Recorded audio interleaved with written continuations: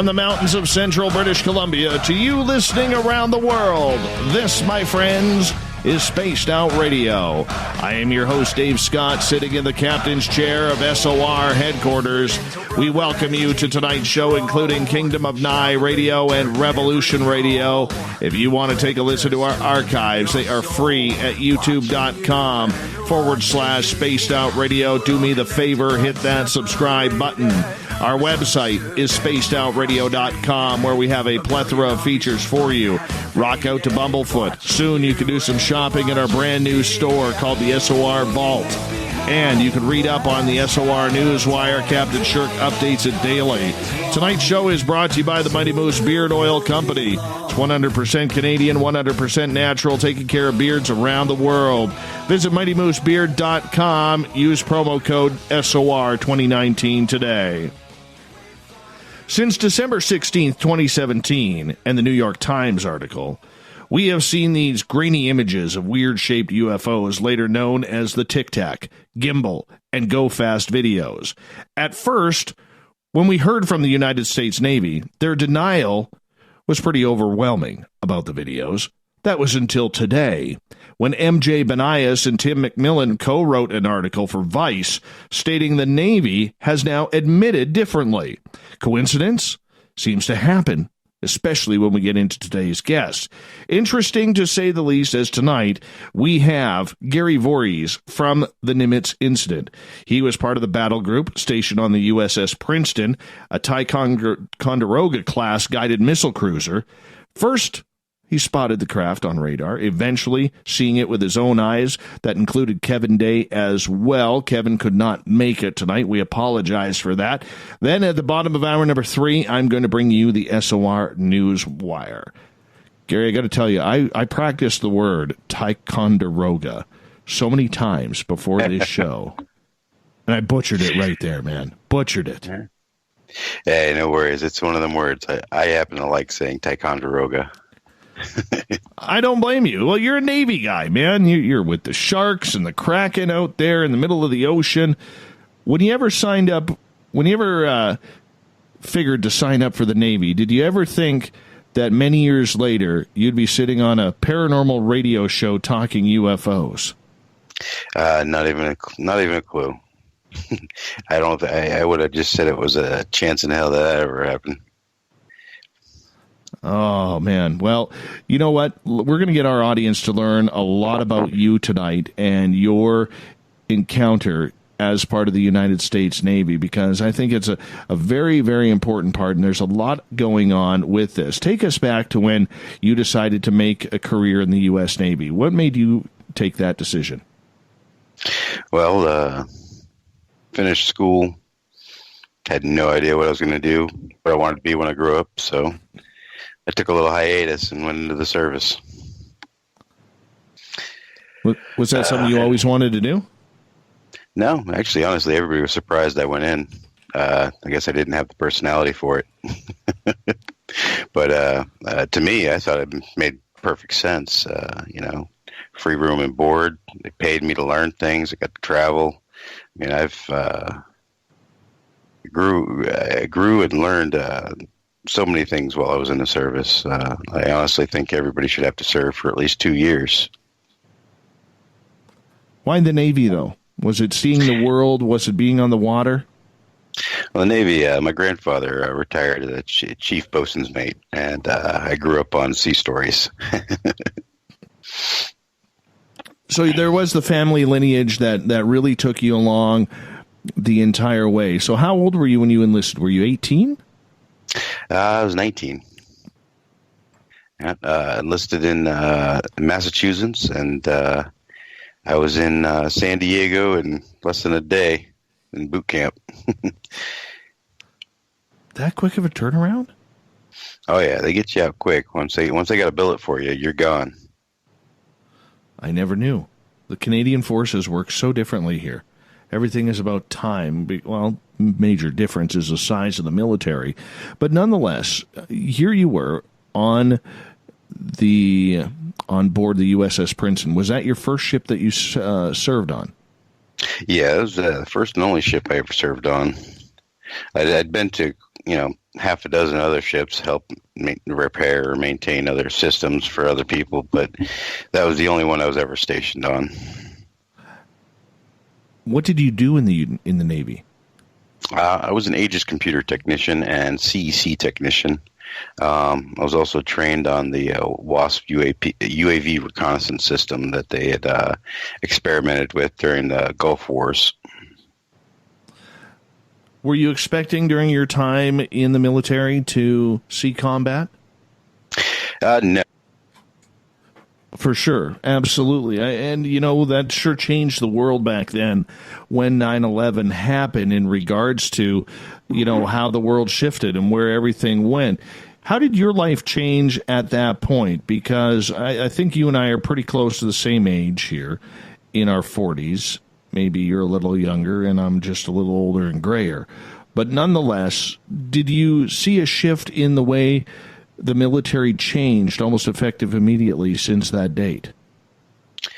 I don't think it's mostly a shift in the way the military changed, but I definitely I'd probably say in the last maybe 5 years I was in, it definitely shifted more towards a more technologically enabled military. And they were, coming out with new baselines for our system. They were coming out with a lot more experimental equipment. They seemed like they were actually going from these 1950s and 60s computer systems, the Yuck 7 and the Yuck 43 systems that they were running the Aegis platform on, which are just older computers. I mean, the Yuck 7, if you had a calculator watch in the 80s, it has less memory than that thing did. These things are pretty old to caught off-the-shelf Unix-based systems. And, that was a huge jump at the time. Absolutely it was. Absolutely it was for you. And when you served, how long did you serve for? I did a little over 6 years. Most advanced rates have to sign on for an extra 2. Mm-hmm. So you were stationed on the West Coast, I believe in San Diego at this time. Yep, 32nd Street. Now, when you were you being an East Coast guy, what was your thoughts of serving on the West and seeing the Pacific instead of the Atlantic? Well, I grew up on the on the East Coast, and so it was a good change for me. I enjoyed it tremendously. San Diego was a wonderful place to live, and maybe someday I can go back and visit for a little while. Well, I haven't been there in a while, but it's almost time to go back. I haven't been down there since like 1990, 91, something like that. God, I'm aging myself here. Now, before all this, or even during this, had you ever had any UFO or paranormal experiences?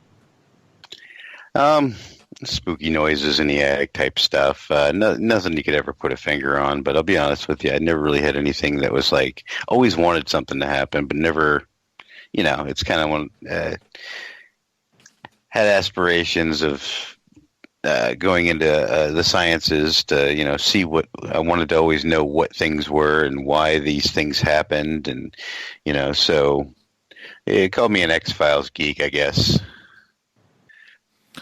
And what do you do now? Are we allowed to ask that? Yeah, that's fine. I work for a local cable company. I'm just a service technician. Very cool. Very cool. Gary, as you were going through your career, I mean, there are things that you see and that you do when you're part of a military service that normally doesn't get out in public. It's a real camaraderie of brothers and sisters out there. You're looking over each other's shoulders, have each other's backs for the most part. Obviously, there's always people who you don't get along with, but, you'd like to maybe suplex them off the decks or something like that. But when you are part of the United States Navy, what kind of team effort is that out there when you're on a ship like the USS Princeton with a few hundred other people and it's just you guys and the ocean? Well, there's kind of two levels when you're in the military. I mean, anybody that serves, especially when you're on a smaller ship, everybody. I mean, literally everybody, and, you got your interpersonal relationship, and then you got your military relationship. In the military relationship, it's you lock eyes, you already know what you need to get done, you get it done. There's no arguing unless, it's peacetime, you're in port, and, you don't feel like sweeping the hallway. And then you yell at them, hey, you sweep the hallway, that type of stuff. But during combat, during missions, during anything critical, nobody argues. It's just everybody gets to the point, gets it done. Nobody has any opinion about another person. We all love each other. We all help each other, but, some of us don't like each other either, too. Very easy to see. So as part of that camaraderie, how far does it go? Like, do you still keep in touch with a lot of people whom you served with? I have a pretty extensive list of people that I still have at least a loose affiliation with. That either whether they got a hold of me after the some of this started coming out. Some of them I've been talking to the whole time. And I'd probably say about a good 30 to 50 people that I knew in the service are still, at least keep in touch. Oh, excellent. Excellent. Now, you served on the USS Princeton. Tell us about this ship. It was a guided missile cruiser. It's just like with the, it's one of the most heavily armored, or heavy. We have a lot of armaments. We're there to protect the battle group. We're there to do shore bombardment. We're there to shoot Tomahawk missiles. We're one of the fighting ships in the Navy. We'd be, I guess you would call us the samurai of the Navy. Where the carriers got all the all the air support and all that stuff. We're the one that's actually, doing a lot of the actual fighting. So with that, what's it like sitting on board when you fire a Tomahawk missile? You get a couple of different aspects of that. When you're young and you don't quite realize exactly what you're doing, it's exciting. It's like finally I get to use all this training that I've gotten. Systems are running great, everything's running great. We got it off without a hitch, and then there's a darker side to it later on when you get older and you start thinking about the things that did happen, and you realize that missile had to go somewhere. And that's the stuff that they don't train you for, or get you caught up with until later on. Is that, and pardon me for prying, is that just thinking the damage those missiles did? Because usually when one of those is fired, it's never a good thing at the other end of the target. When a Tomahawk cruise missile is fired, it's not usually one person that's dead. Yeah. And that's one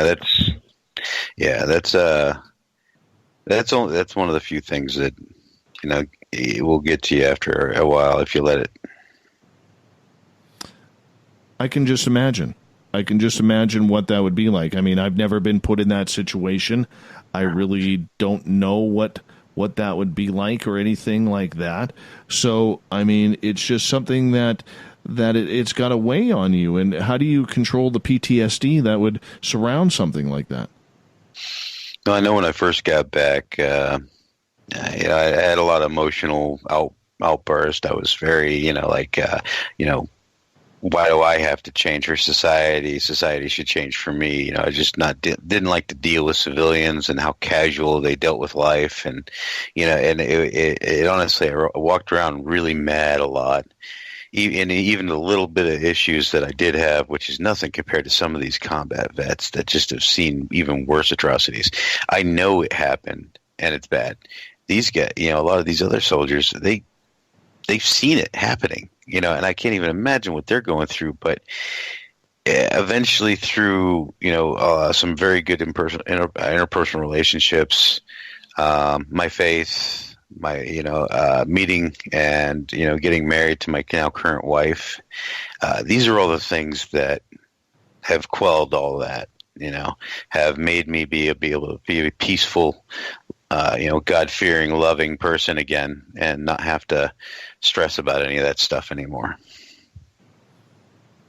Well, it's definitely weight that many of us do not know what it's like to have on our shoulders. And you know, I think from all of us on Spaced Out Radio, we know we have a lot of veterans who listen to this show from Vietnam right up through the Gulf Wars in Afghanistan and any type of action that has been out there. So we do pass on the big thank you to people such as yourself, Gary, for coming on this show and being a part of it and serving the United States and the United States Navy proudly. My heart goes out to anybody that's suffering from any of their post-traumatic stress of any incident or anything that have ever happened to them in the service or just even in the civilian world, because there's a lot of bad stuff that happens there too. Absolutely. Absolutely. Now, Gary, when you started going on these types of missions, tell us, for us who don't know, you're not going out into the ocean alone. You're going in a battle group, correct? That's correct. Generally, combat ships like ours will be stationed with it, a carrier, an X amount of subs. Usually all that stuff is TS, so we are top secret, so we generally don't discuss movements or exactly how many ships are in a battle group, but I'd say, you know, you can guarantee there's at least 5 ships or so. But they all work together in tandem as a fighting force. And especially now with the newer technologies like CEC, it was crazy accurate and good and awesome system when we debuted it. And from what I've heard from some current sailors that are using the more modern versions and the upgraded versions now, because it's been 15 years or damn, it's been over 16 since we did any of that stuff with CEC. I mean, it's come a long way since then, and it's a whole fighting force, the ships that go out there. So when you go out on, what do we call them, training missions or patrol, if you're not in combat, what would those be called? It depends on what you're going out for. Sometimes we're just going out to test systems and things like that, and sometimes we'll only be out there with a couple of ships or even by ourselves. Sometimes we're going out to just, basically just shoot the guns. And at that point, we would probably be with a couple of other ships, and we'd all be shooting at random times. And then we've got Cannexes and training missions, and like the one that we had off the coast when we saw the UAVs or the unknown aircraft. And, those are pretty common in between deployments, and it's to keep us, make sure all our systems are ready, make sure that all the systems are working as intended, and, then make sure that we can all work as a tight unit, with the F-18s, our air controllers, because our ship consistently was always flight guard, meaning that we were the ones that were controlling the airspace and protecting the carrier. When you are next to an aircraft carrier the size of the USS Nimitz, what is that like? Well, if you ever lived near a train and multiply that by about 1,000, and that's what it's like to hear an F-18 launch right next door. You got to get used to that when you're going to sleep, especially during flight ops, because they're constantly going off the deck, on and off the deck, and it's loud. And you're usually going at a pretty good clip, and so you got the ship going through the water at a pretty good pace, and then honestly, I slept right through it. I had no problems. It put me right to sleep because I grew up with a train going by at certain times at night every night, so it was almost comforting for me.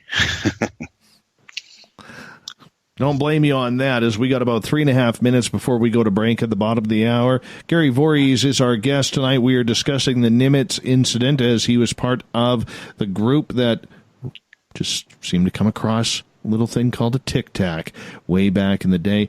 Gary, with the United States Navy, and we're going to start turning up the jets here a little bit, no pun intended, in regards to these videos, Are you a firm believer that the Tic Tac, the gimbal, and the Go Fast videos that have been released and have now been confirmed by the United States Navy as unidentified aerial phenomena as of today, do you believe that they are what they are, that they are from some other world? I'll be dead honest with you. I don't know if they're from some other world, but I do believe that they are probably based off of technology from another world, at least at the very minimum. Define that, my friend. Well, I mean, if by all counts are right, and we, have recovered spacecraft in the 50s, well, I mean, our technology has exploded since then, and at a rate that honestly can't really be explained. And then, the advancements and how fast they go, I wouldn't be surprised if we've been reverse engineering this tech this entire time. And I mean, even just a little bit of tech I've seen before, I know that the modern technology that we're using now is still at least 30 years behind what's actually been developed. So, I mean, who knows how far it actually goes back, because I'm not even anybody important, and I know that. What do you mean by we're 30 years behind what we're seeing? No, I mean, everything you're using. I mean, touchscreen, stuff like that. I mean, a lot of all this tech was all developed long prior to ever being mass produced and developed as commercial technology. And it goes a little bit farther than just even stuff that's being researched openly. Stuff that's being researched openly, you obviously can see it being researched, developed, and then engineered and let out to the public. But then there's some stuff that just seems to disappear. Like, I mean, look at the first iPhone. Had you even heard of any tactile phones even being invented prior to that? I personally hadn't, but I mean, there could have been people that knew about it prior, but it definitely jumped on the market as suspiciously quick. What kind of toys did you get to play with that are now mainstream? Did you get to play with any? I've played with some tech in the bio-LEDs, bio-LED paint, things of that nature. I didn't really get a lot of. Of course, I heard of other operations that were happening and stuff like that. And then that was way before they became OLED TVs and stuff like that. And I always thought that tech was pretty interesting myself. That's got to be fun. I do have to say, I'm glad we're going to break here in just about a minute or so here, because, well, my daughter and her boyfriend, Stray Dog, they brought me some chocolate cake that I'm going to down, and unfortunately you're gonna hear me. But she went and broke her wrist last night. It's the first bone that she broke, so we're celebrating with her favorite cake that she's finally one of us now. Gary Vorhiss is our guest tonight on Spaced Out Radio. We're talking the Nimitz Incident. We're going to get into the Nimitz, the UFOs. What exactly happened? Right after this.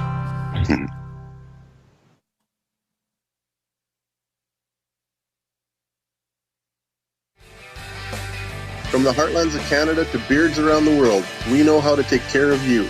Fill your follicles with the Mighty Moose Beard Oil. All our oils and balms are handmade and 100% natural ingredients because we care about your beard. And hey, use the promo code SOR2019 and get your Mighty Moose Beard Oil today. You can check us out on our website, mightymoosebeard.com.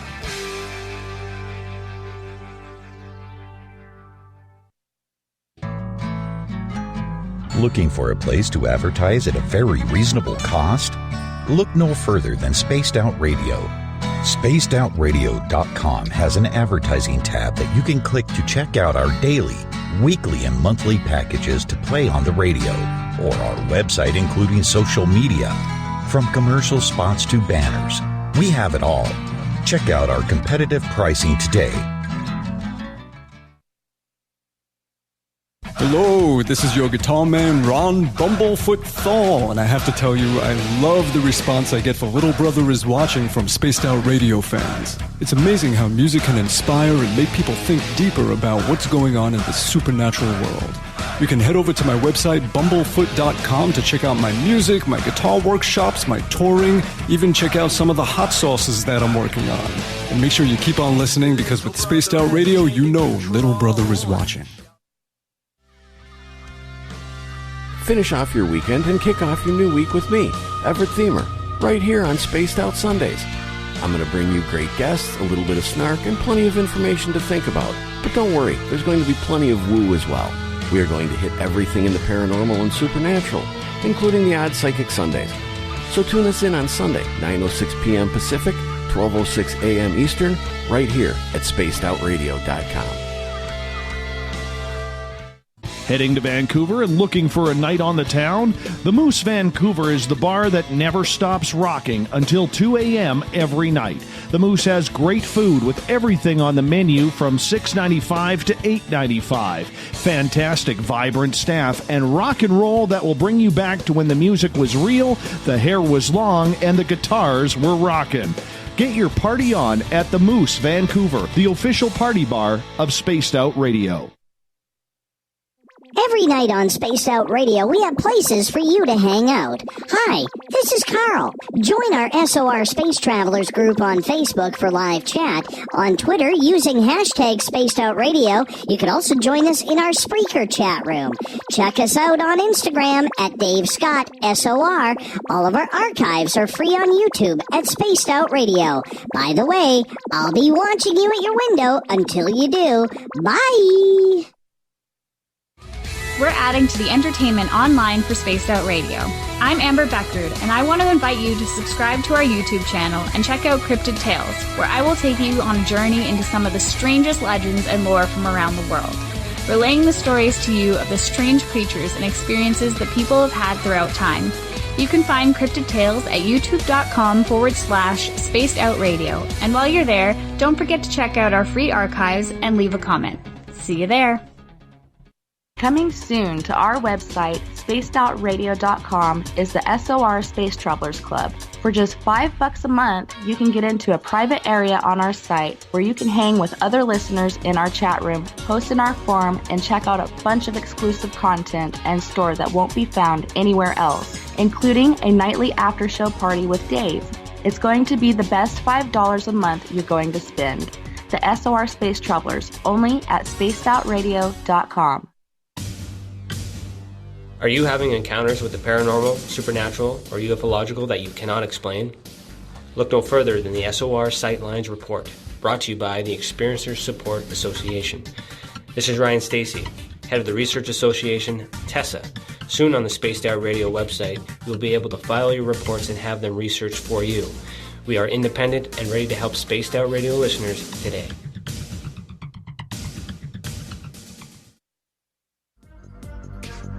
Coming up this September 21st and 22nd, all UFO eyes will be focused on Toronto for the 4th Annual Alien Cosmic Expo.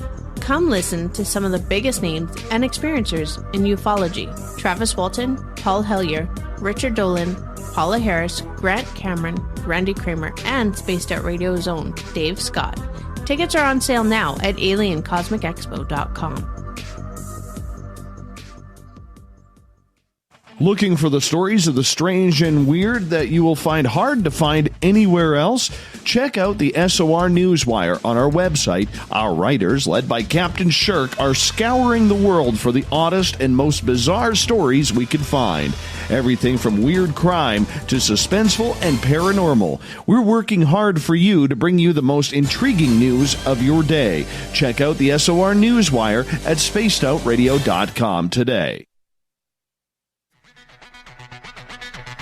Come get spooked at the 4th Annual Forest Moon Paracon in Cedar-Woolley, Washington, Saturday, September 28th. UFOs, ghosts, aliens, Bigfoot. Speakers include Mike Morin and Jason Jordan, R. Keith Andrews, and Dave Scott from Spaced Out Radio, and so much more. There will be workshops and a VIP roundtable. Get early bird tickets now at fmparacon.com. Move over, brother, and let me own Saturday night. This is Rich Giordano, and I'm inviting you to tune on in to Spaced Out Saturdays starting at 9 p.m. Pacific, 12 a.m. Eastern, where I'm going to bust open the lids on everything paranormal. Why? Because we want answers, and I'm the guy who's going to deliver those answers to you. Join the chat rooms, and we'll see you this Saturday. Just be there. No, really.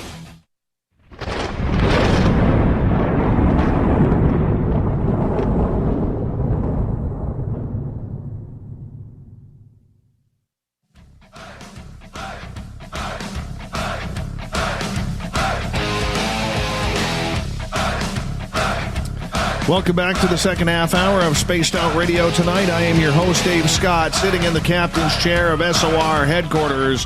We welcome you to tonight's show. And yes, it was good chocolate cake, celebrating my daughter's first break of a bone. She broke her wrist yesterday. We're proud of you, hun. She's in studio right now. We're proud of you, hun. Way to go. Way to go. I want to remind all of you that if by chance you want to check out our archives, you can do so at youtube.com/spaced out radio. Do me the favor, hit that subscribe button. Our website, spacedoutradio.com, where we have a plethora of features for you, including rocking out to Bumblefoot. Make sure you get your horns up for that. You can also read up on Captain Shirk's SOR Newswire and so much more. Tonight we are talking the Nimitz Incident. What's it like being in the middle of the ocean, surrounded by ships, your comrades, and all of a sudden, weird objects start appearing on radar? Talking about this tonight from the USS Princeton is Gary Vorhiss. Gary, welcome back to the show. Hey, thanks for having me. But before we get too deep into the incident, I got to ask you, how are you able to talk about this without a non-disclosure agreement? Well, with no non-disclosure agreement, I can talk about anything that's not classified. This I'm really incident surprised that you don't have one. We were really surprised. I mean, we were all waiting for it. We went, and like every day, it's like, yeah, I'm sure they're going to walk right in here and make a sign. And they were just kind of joked about it over and over again, but it just never happened. And then it just turned into a story that you'd tell if you had a little too many. And then it turned into all this that happened. And, I can remember waking up the first day that there was, all this started. And, I had a late watch the night before and had woken up, and I was supposed to be able to sleep in because I had the late watch, but that never works out because I was the only computer tech on board. So it's just always something to do.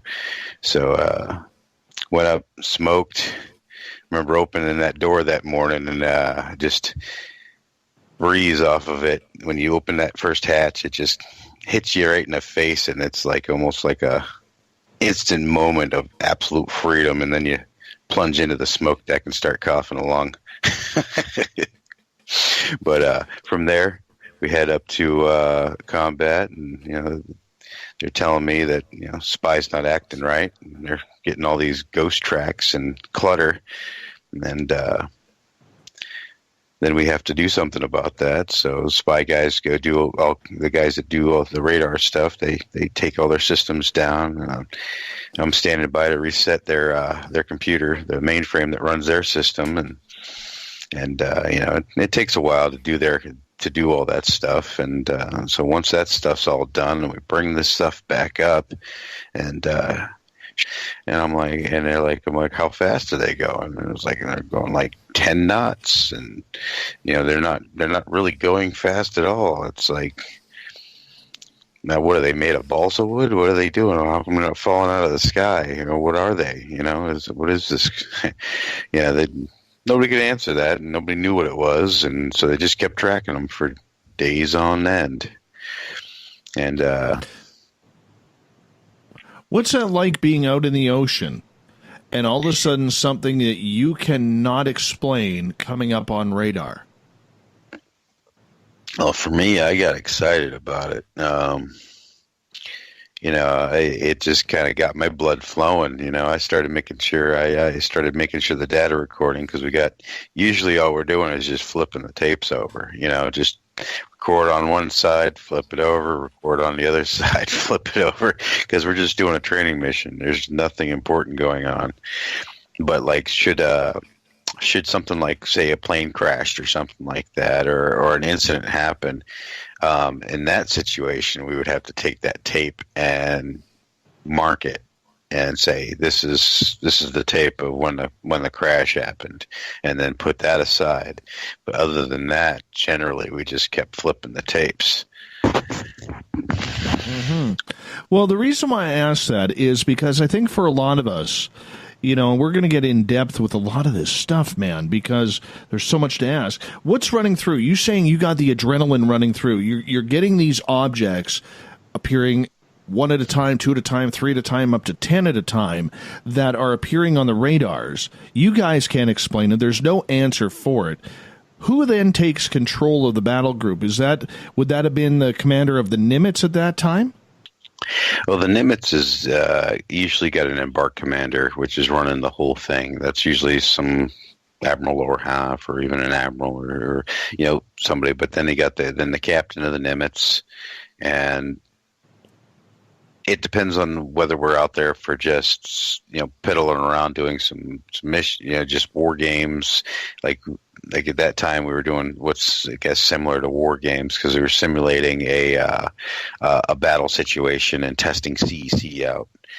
Matter of fact, the system it was so advanced at the time, we actually had 2 of our ships tied to the pier, but virtually they were right there with us.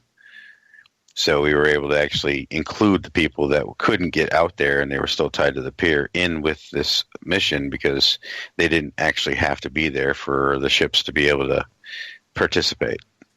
Yeah, we definitely got...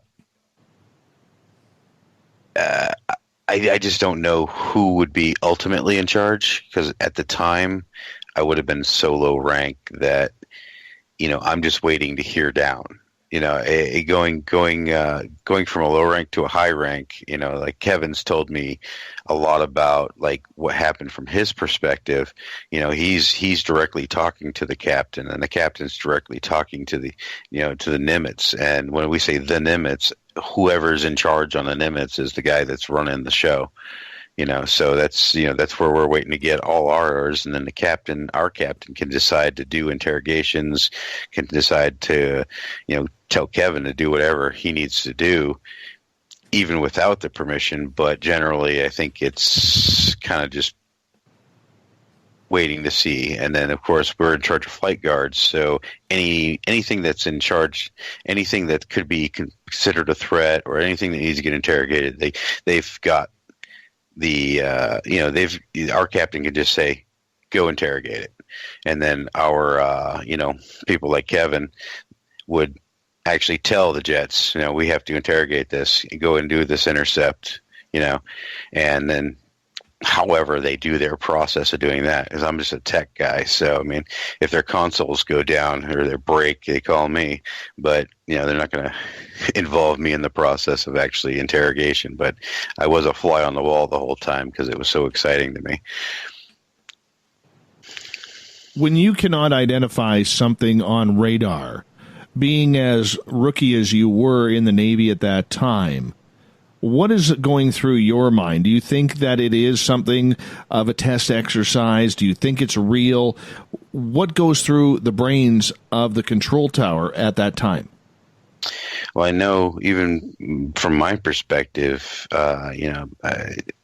when you get certain qualifications on the ship, you have to learn about everything that goes on with all the antennas and all the different things. And, one of the things you have to learn about is IFF, identification, friend or foe, that every commercial airliner, every military jet, and pretty much anything that flies and is supposed to be in the air squawks this signal that says who they are, what their tail number is, and where they're from. So when you get these crafts that are not exhibiting any flight profile that we know, they're not able to be identified through radar profile, they're not squawking IFF, and they're not talking to us at all on any known frequency, that first raises your hackles. At first I'm like, crap, what are we going to do? Are we going to go shoot these things down? That was my first thing I thought. Well, are they just going to go after these or what? And then they didn't do anything. And then you're like, Then I calmed down. When the upper chain of command did nothing, I relaxed because I assumed that they have now thought that this is not a threat. Because if they thought it was a threat at any time, they would have scrambled and just went right after him, which is another factor that I always thought was crazy odd. And it was something I always thought about, why didn't they intercept sooner? Why didn't they go check these things out sooner? So that was one of my unknown questions that I always wanted to be answered, but never had enough rank or clout to find out. Then it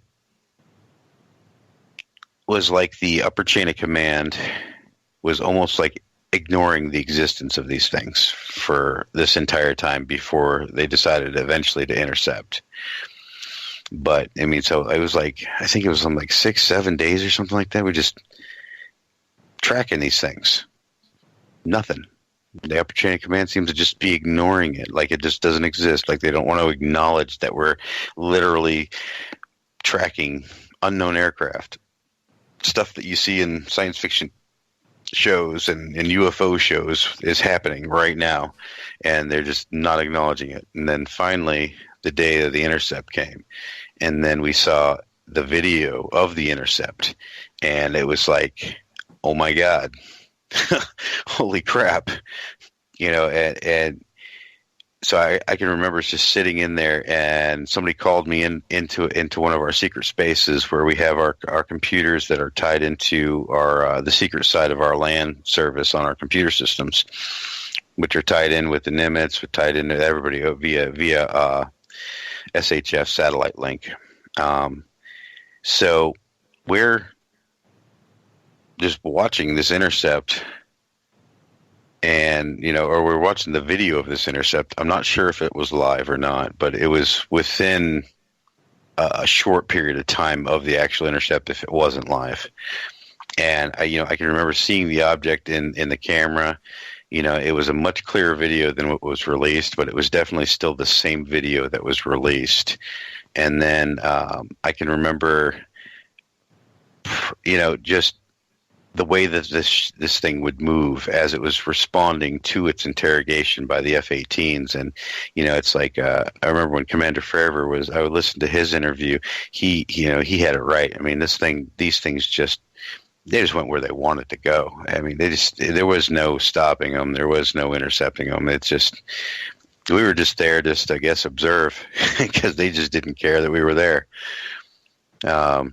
And the technology was so far beyond anything that we currently have in the U.S. Navy, at least known that we have. But it was for me extremely exciting because it just opened up, because I was pretty familiar with current physics, and this just basically just showed me what's actually possible in the world, and it honestly just kind of blew my mind. And I was just from then on, I continued to study physics and science and relativity and quantum physics, and just whatever avenue started to get me to the point where I could make sense of what I saw.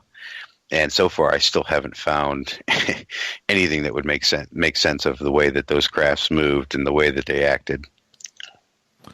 Gary Vorhiss is our guest tonight on Spaced Out Radio. We are talking about the Nimitz Incident with UFOs. And Gary, we got a bunch of questions coming from the audience. I will get to the majority of them in hour number 2.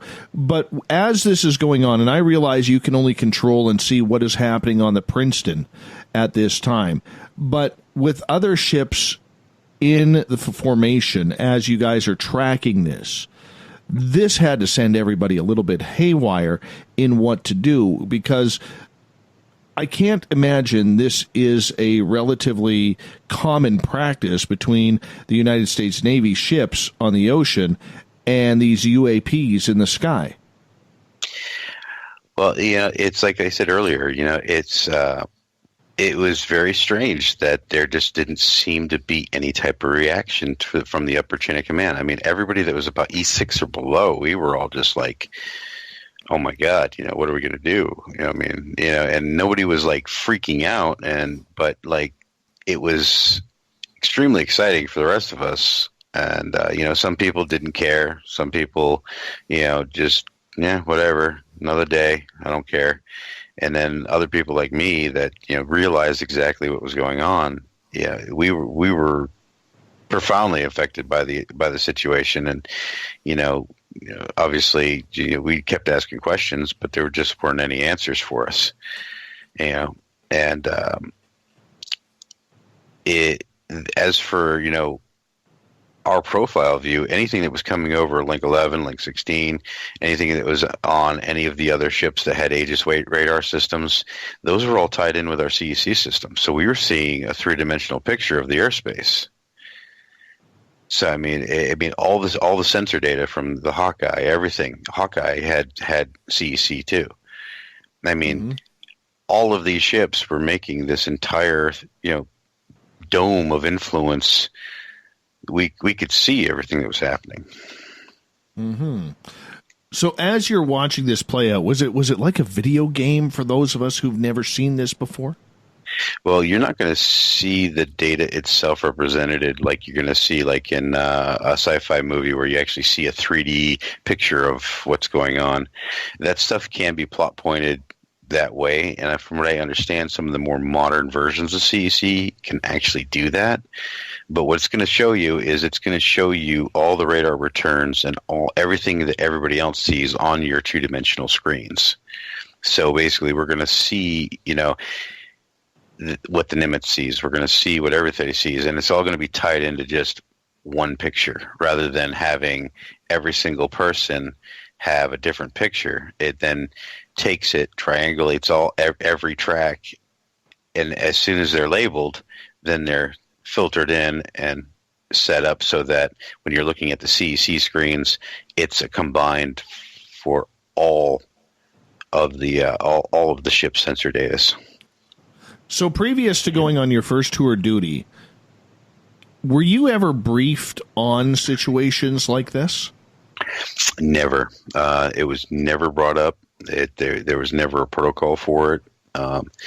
Basically, it was considered the same thing as if, like once the interrogation was done, then it was considered an actual event. And at that point, the tapes have to be marked. The data recording has to be saved. But I had been saving it for the entire week. Matter of fact, when they did come on and take the data recording, they took everything, and anything that wasn't marked and was considered not part of any of the data recording for the week, I actually had to erase, including all the backlogs and anything that was to do with the situation that happened. Mm-hmm.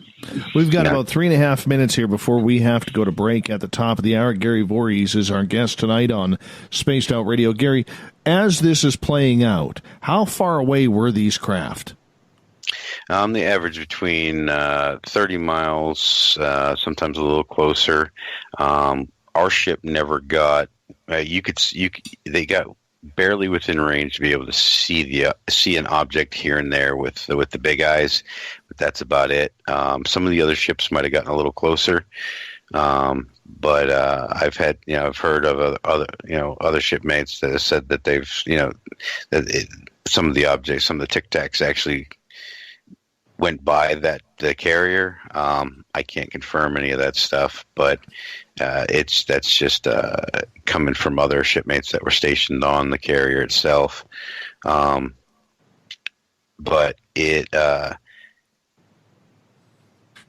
they were between 30 and like 75 miles away from us from time to time, depending on what was going on. Could you ever see them with your own eyes? Yes, or I could at least make out the light that was coming off of one of the Tic Tacs, or several of the Tic Tacs, because one of the things I kept doing all week was going down, getting the bearing and the relative bearing of it, and going up to the big eyes and actually trying to find it in the sky. And if the sky was dim enough, or if it wasn't crazy sunny out, I could actually see where they were. Or if it was nighttime, you could see exactly where they were. They were that bright. And they were always staying that 30 to 50 miles away. They were always just flying due south in the same bearing. And we were the ones that were changing course, not them.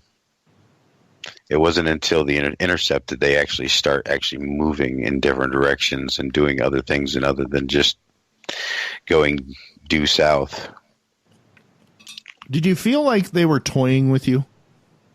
Until we did the intercept, I didn't feel like they were doing anything. If anything, they were just monitoring the situation, and that's it. I felt no threat from them whatsoever. Because I'm trying to picture this in my brain, as I'm sure a lot of people are, because in radio we try and paint a picture. And the picture that I see in my mind is that they're almost joking with you, like they're observing from a distance. They know you're coming after them. They know that eventually something is going to happen. And here they are toying with you. I'm not completely sure they knew we could see them. I think with the new sensors that we had and the upgraded Spy 1 Bravo and the CEC system, I think a lot of the reason why we saw them was just because of those systems. And I think that when we did interrogate them, it probably spooked them. But there was no threat, because the word threat has come up quite a bit.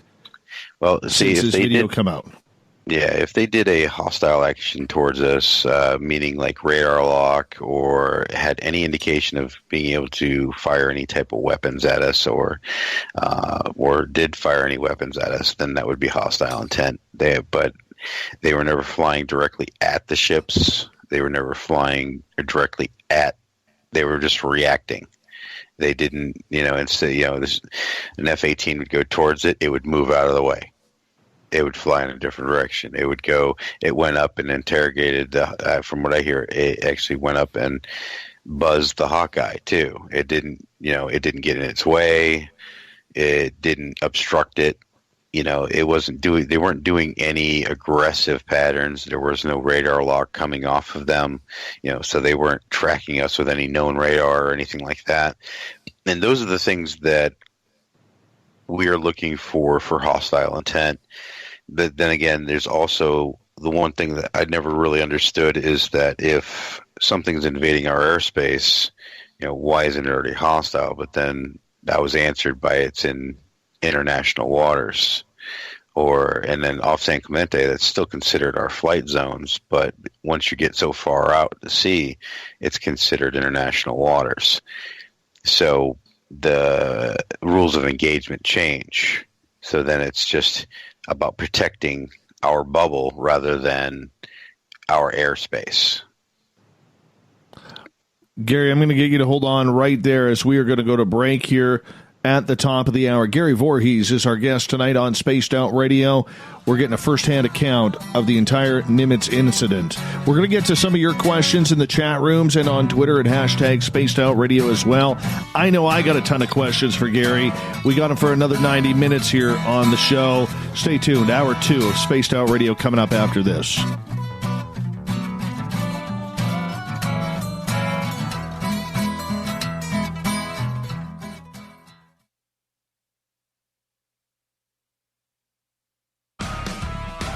Get your horns up with me on Spaced Out Radio. This is Ron Bumblefoot Thal. Come tune in to SOR where you can hear me rock out with Little Brother Is Watching, the official theme song of Spaced Out Radio. And then come on over to bumblefoot.com where you can find out about my tour schedule, my music, and everything else. Bumblefoot.com keeps you up to date on what I'm doing and the best way to stay in touch with my music and music camps. Sign up for my newsletter at bumblefoot.com and remember, Little Brother Is Watching. The Call of the Wild is in Vancouver. The Moose Vancouver is one of the hottest bars and restaurants in the city. Open until 2 a.m. nightly, the Moose will rock you like a hurricane all night long. Great food with everything on the menu at $6.95 near the corner of Nelson and Granville.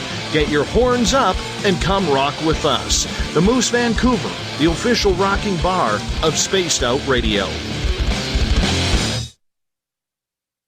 We're bringing you something new to the documentary world. Beyond the Spectrum will take you on an historic tour of topics like no other: Sasquatch, UFOs, government secrecy, and more, keeping you on the edge of your seats through the eyes of legendary truth seekers like Steve Bassett, Richard Dolan, Dr. Jeff Meldrum, and Jack Kasher. Head on over to Amazon Prime or Tubi TV and check us out. Please leave a comment for the filmmakers on their film's Amazon page.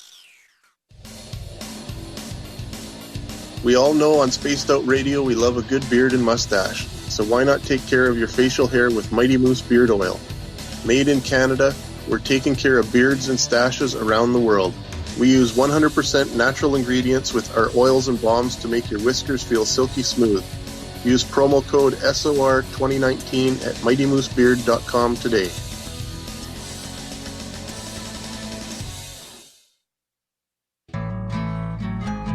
Looking for a place to advertise at a very reasonable cost? Look no further than Spaced Out Radio. SpacedOutRadio.com has an advertising tab that you can click to check out our daily, weekly, and monthly packages to play on the radio, or our website including social media. From commercial spots to banners, we have it all. Check out our competitive pricing today.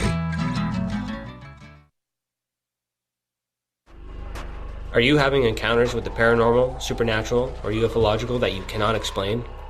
Look no further than the SOR Sightlines Report, brought to you by the Experiencers Support Association. This is Ryan Stacy, head of the Research Association, TTSA. Soon on the Spaced Out Radio website, you'll be able to file your reports and have them researched for you.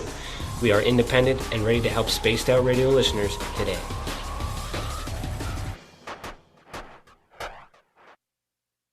Hi, this is Amber Beckrud, and I want to invite you to subscribe to our YouTube channel where we store all of the SOR show archives for free.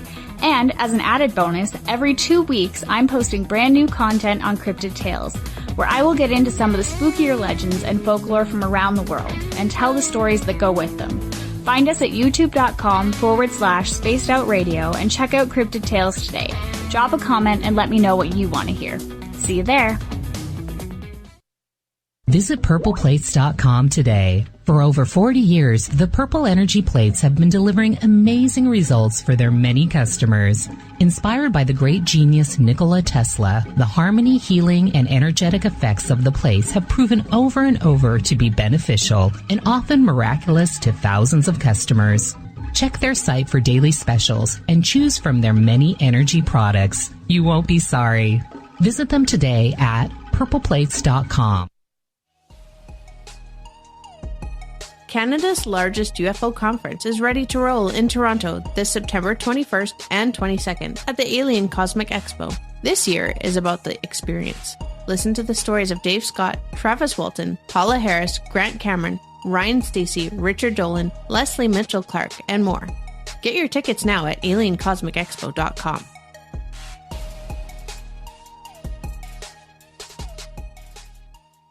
We are getting ready to relaunch the SOR Space Travelers Club at spacedoutradio.com. For $5 a month, you can join us for a plethora of features found nowhere else. Hang out in a private chat room during the show and after party.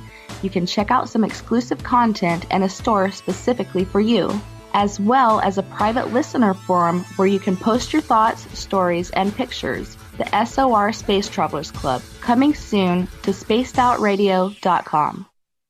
Move over, brother, and let me own Saturday night. This is Rich Giordano, and I'm inviting you to tune on in to Spaced Out Saturdays starting at 9 p.m. Pacific, 12 a.m. Eastern, where I'm going to bust open the lids on everything paranormal. Why? Because we want answers, and I'm the guy who's going to deliver those answers to you. Join the chat rooms, and we'll see you this Saturday. Just be there. No, really.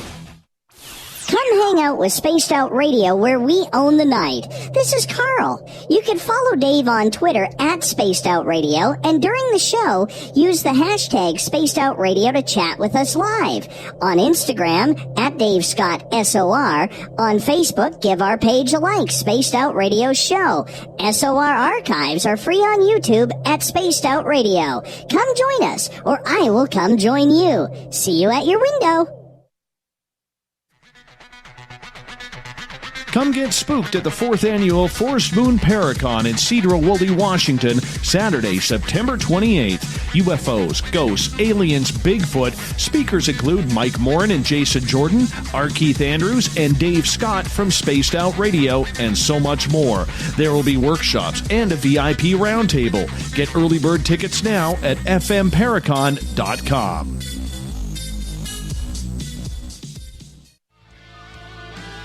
A little bit of science, a little bit of skepticism. Add a dash of snark, and you have the makings of Spaced Out Sundays with me, Everett Thiemer. Together we will look into the reality of the paranormal with an open eye and rational thought. Oh, did I mention there'll be plenty of woo as well? Your time spent with Spaced Out Sundays will make the night even better. The chat rooms are open, 9:06 p.m. Pacific, 12:06 a.m. Eastern, right here at spacedoutradio.com.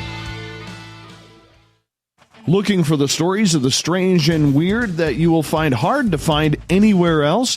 Check out the SOR Newswire on our website. Our writers, led by Captain Shirk, are scouring the world for the oddest and most bizarre stories we can find. Everything from weird crime to suspenseful and paranormal. We're working hard for you to bring you the most intriguing news of your day. Check out the SOR Newswire at spacedoutradio.com today. You're listening to Spaced Out Radio with Dave Scott. Follow Dave on Twitter at Spaced Out Radio and on Facebook, Spaced Out Radio Show. Welcome back to hour number 2 of Spaced Out Radio. Tonight, I am your host, Dave Scott. Thank you so much for joining us, especially if you're listening in on KDNF AM 1560 in Dangerfield, Texas, WQEE 99.1 FM in Noonan, Georgia, UPRN 107.7 FM in New Orleans, KDUN AM 1030 in Reedsport, Oregon, and down in Ridgecrest, California, KZFX 93.7 FM. On the digital side, we say hello to everyone listening in on the Kingdom of Nye Radio and Revolution Radio. Great to have you with us. Don't forget, you can check out all of our archives at youtube.com/Spaced Out Radio. Just do me the favor, hit that subscribe button. The Desert Clam has set the password for tonight in the SOR Space Travelers Club. Pull-a-Streen. Pull-a-Streen is your password. Use it wisely, Space Travelers, as the Clam sets a password each and every night right here on Spaced Out Radio. Our website is spacedoutradio.com, where you can check out Captain Shirk's SOR Newswire, which is updated daily. You can also rock out to Bumblefoot, fill out a Sightlines report, and so much more coming soon. Gary Vorhiss is our guest tonight on Spaced Out Radio. He has been very public over the last 18 months about his involvement with the Tic Tac incident, part of the United States Navy while he was on the USS Princeton, part of the Nimitz carrier group. Gary, thank you so much for coming on the show. Really appreciate you taking the time. Hey, no problem. Got to get this out there. You're not a believer in UFOs up until this point. I wanted to. I wanted X-Files to be secretly based off of real things. I was a kid with a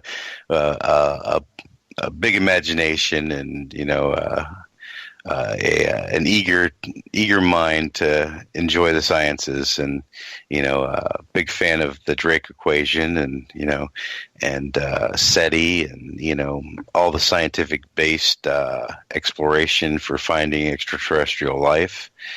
As far as I'm concerned, life can be created here, then it's mathematically improbable that it's not anywhere, that it's got to be other places too. And that doesn't mean that it had to start when we started. It could have started billions of years before us.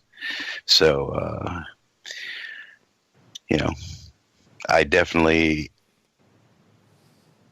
wanted to believe it before this, but was a skeptical believer. And then this kind of put the nail in the coffin for me, that there's definitely a tech out there that goes beyond anything we have. You mentioned that there is these incidents going on. What was your reaction when all of a sudden in 2018 the video of the Tic Tac comes out? I was like, really? Finally? Now it comes out?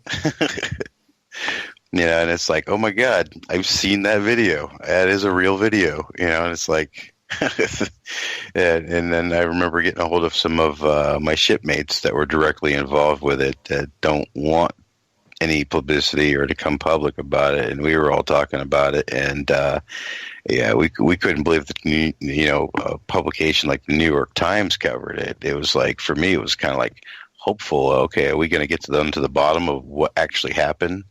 You know, because I mean, they had all kinds of like little stories and stuff. I mean, my chief told us that it was spontaneously forming ice in the atmosphere, and I'm like, yeah, right. No, there wasn't a damn person on that ship that believed that. Yeah, no kidding. Were you told to cover it up as this is going on?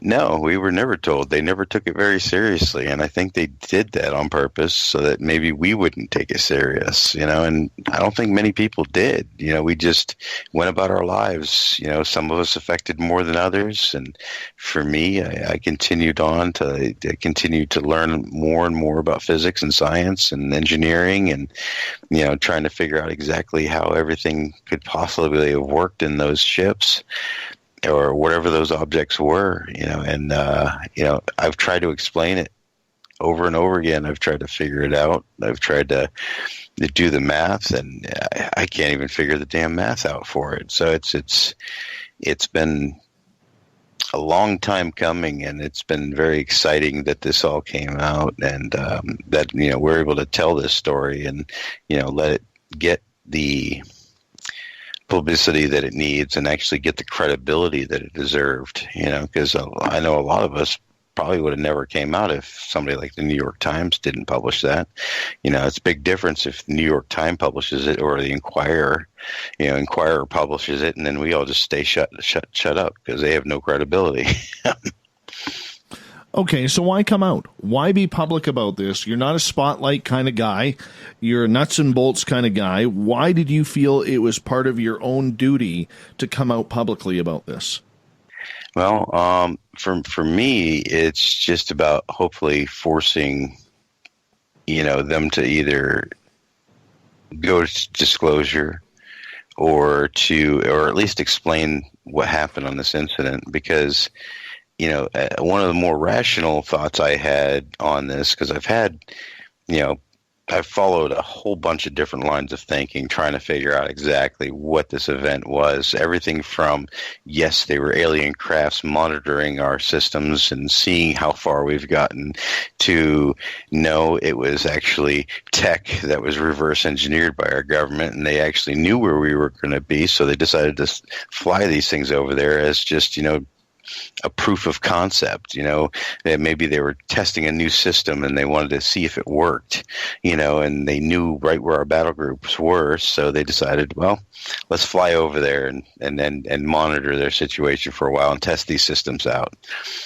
You know, that those were all more probable for me than, you know, them actually being the alien spacecraft, because I think that anybody that had that level of technology could probably just go unseen.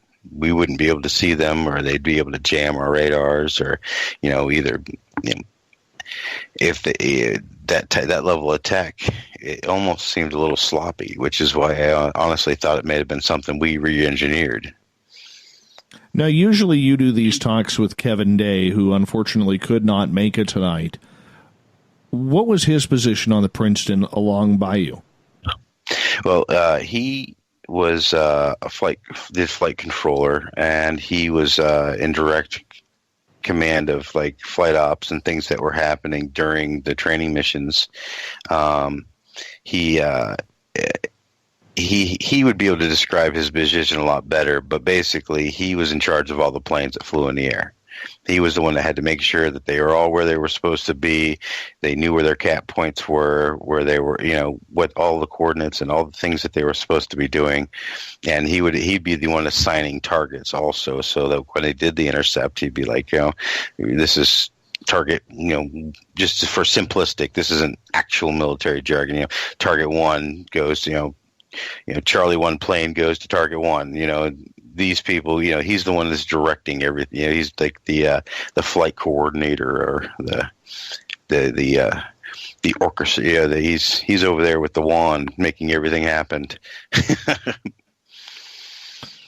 So was he in direct communication with Commander Fravor while this was going on? Yes, over the back talk and directly over. I think the direct communications right to them. Wow, that had to be an intense feeling for him. Yeah, he was deeply affected by this incident, and he's been. His position is that he doesn't understand why we didn't take this as a serious threat. Off the coast of San Diego with no weapons or anything like that, there wasn't much of a threat. But what if they were hostile? That's what if this happened over a country like Iran?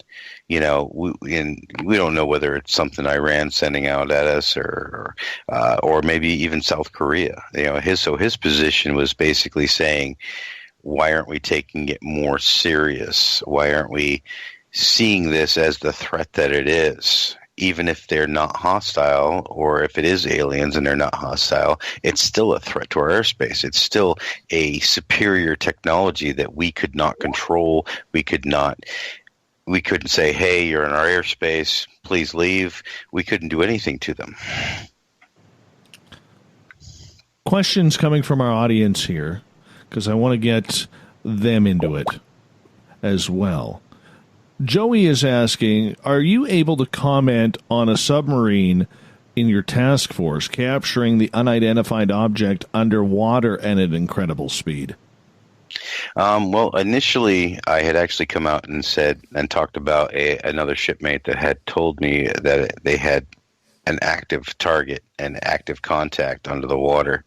And then later on, after talking with a more senior person that I actually trust, he said, "Look, we didn't even have our tail out. We couldn't, we didn't have. The only time that they would have been able to do the things that this kid said that they were doing is if they had certain equipment that was trailing behind our ship out. One of the other ships may have been able to do that, but we didn't have an active track, and that's the only thing I can really comment on that. I don't have any knowledge of what the Nimitz was able to track, what the subs themselves were able to track. I just had secondhand knowledge about it, and I had to actually go back and redact my statements after I had gotten better information. So just to be completely transparent about it, the Nimitz video that Dave Beatty had made, it's an ongoing project that I've been helping him with, me, Dave, and a lot of the other guys. And so we actually went back and amended the film so that it reflected the new information that we got.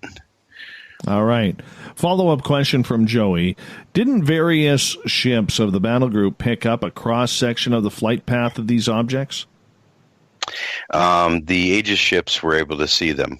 I mean, just plain see them. We could see the cross section. We could see the entire craft. The non-Aegis, the non-phase array radars could not see them. So, could you see them? Yeah, we saw them. What they look like? Well, on the radar, it just looks like a little blip. We don't have that data would have been stored, and they would have had to go back and look at it later. All right. Let's get to Joe's question here. Do any satellites follow the battle group, and would they be able to track the UFOs? I have no idea. I'll be dead honest with you. I got no idea. I know that there's plenty of satellites up there. If they just happen to be lucky enough to snap a picture at the time, yes. But if not, then I have no idea in an official capacity. All right. I think we answered Claudia's question in regards to the water. You just kind of did that.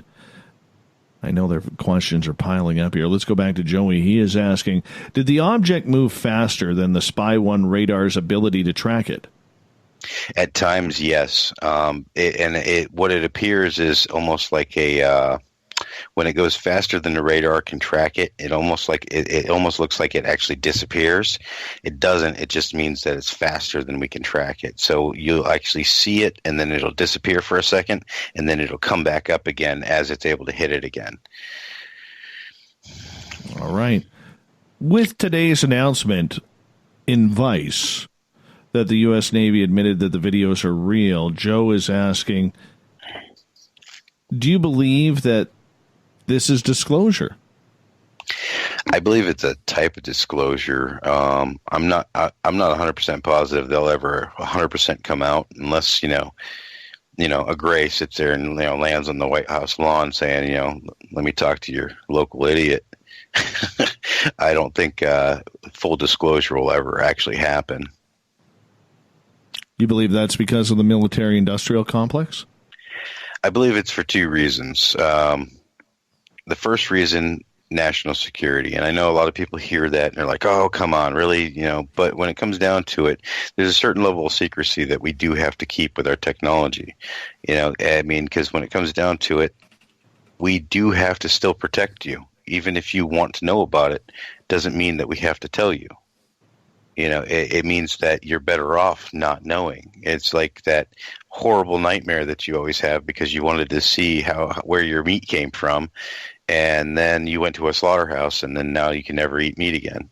So there's certain things that you just really don't want to know, and some of those things they definitely should keep to themselves. Mm-hmm. And go ahead, please. Well, the second reason is just the simple fact that they could never admit that they cannot protect you. And by doing disclosures about objects that we have no control over, they're openly admitting defeat. Yeah, you never want to do that if you're part of a military, that's for sure. That is definitely for sure. All right. In regards to the United States Navy saying, and you said this in hour one, and I find this kind of profound, that you were actually deleting data of this situation. And, earlier this year, the Navy said, we're finally going to bring out a protocol that gives people the ability, or our soldiers or our sailors, the ability to report this and have a filing system. It's not going to be public, but we're going to finally do this. Don't you find it a little ironic? Yeah. I think it's just a public version of what they were already doing.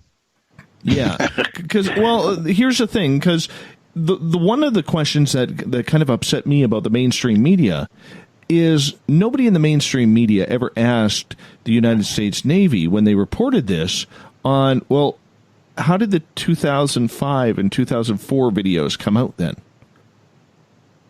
I'm pretty sure that they were already out, and that when a certain agency had gotten a hold of a full version of the video, they were, and it was, they can literally have people say that this is not fake, and it was, I got no proof, but I got an idea that a certain agency actually has a nice, crisp, clean copy of that video. And if that's the case, that's probably why they've been walking around with their chest puffed out, telling everybody everything's going to change soon. Do you buy into that certain agency? I think they're doing academy, I should say.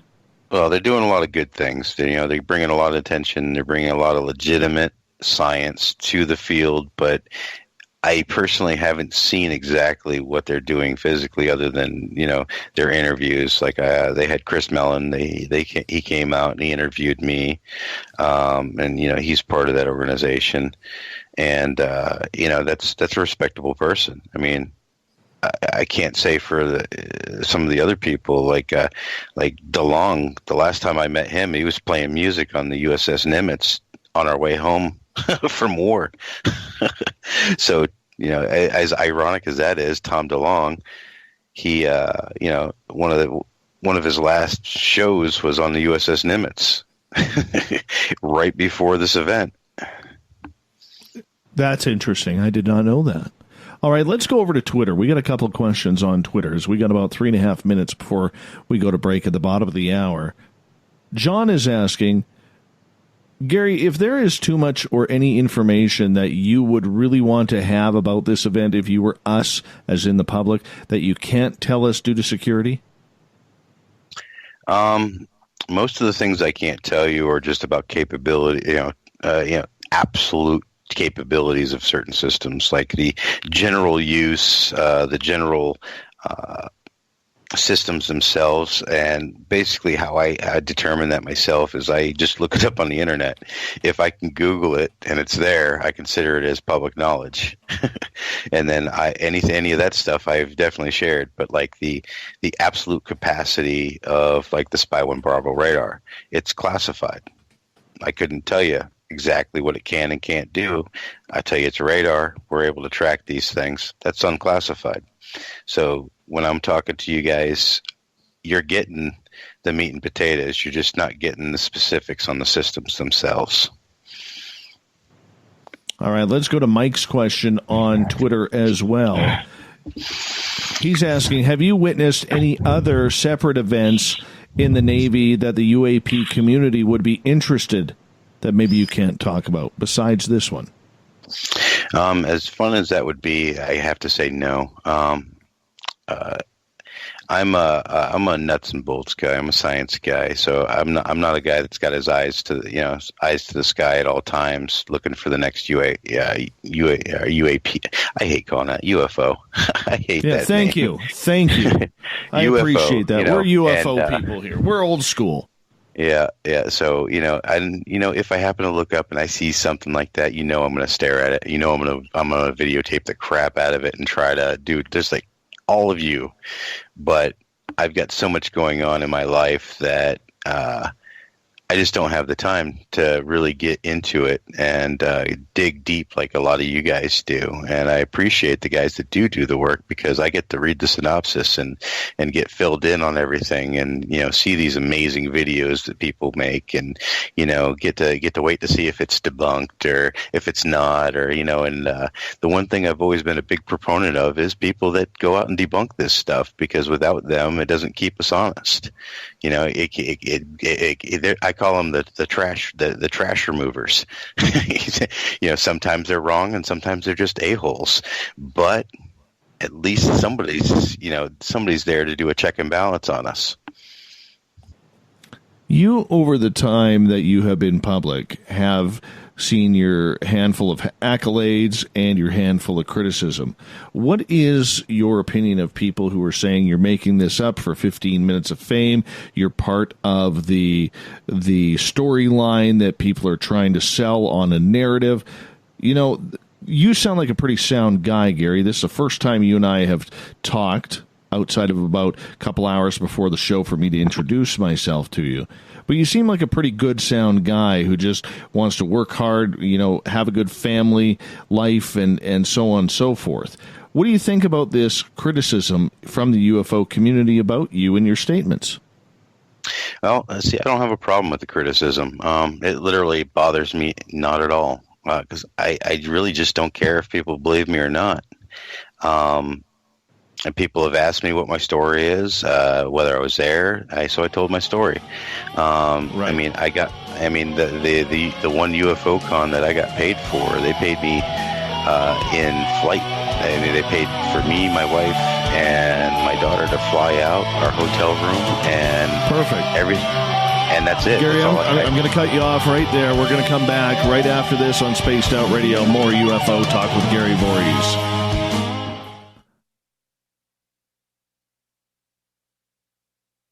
Coming soon to our website, spacedoutradio.com, is the SOR Space Travelers Club. For just $5 a month, you can get into a private area on our site where you can hang with other listeners in our chat room, post in our forum, and check out a bunch of exclusive content and store that won't be found anywhere else, including a nightly after-show party with Dave.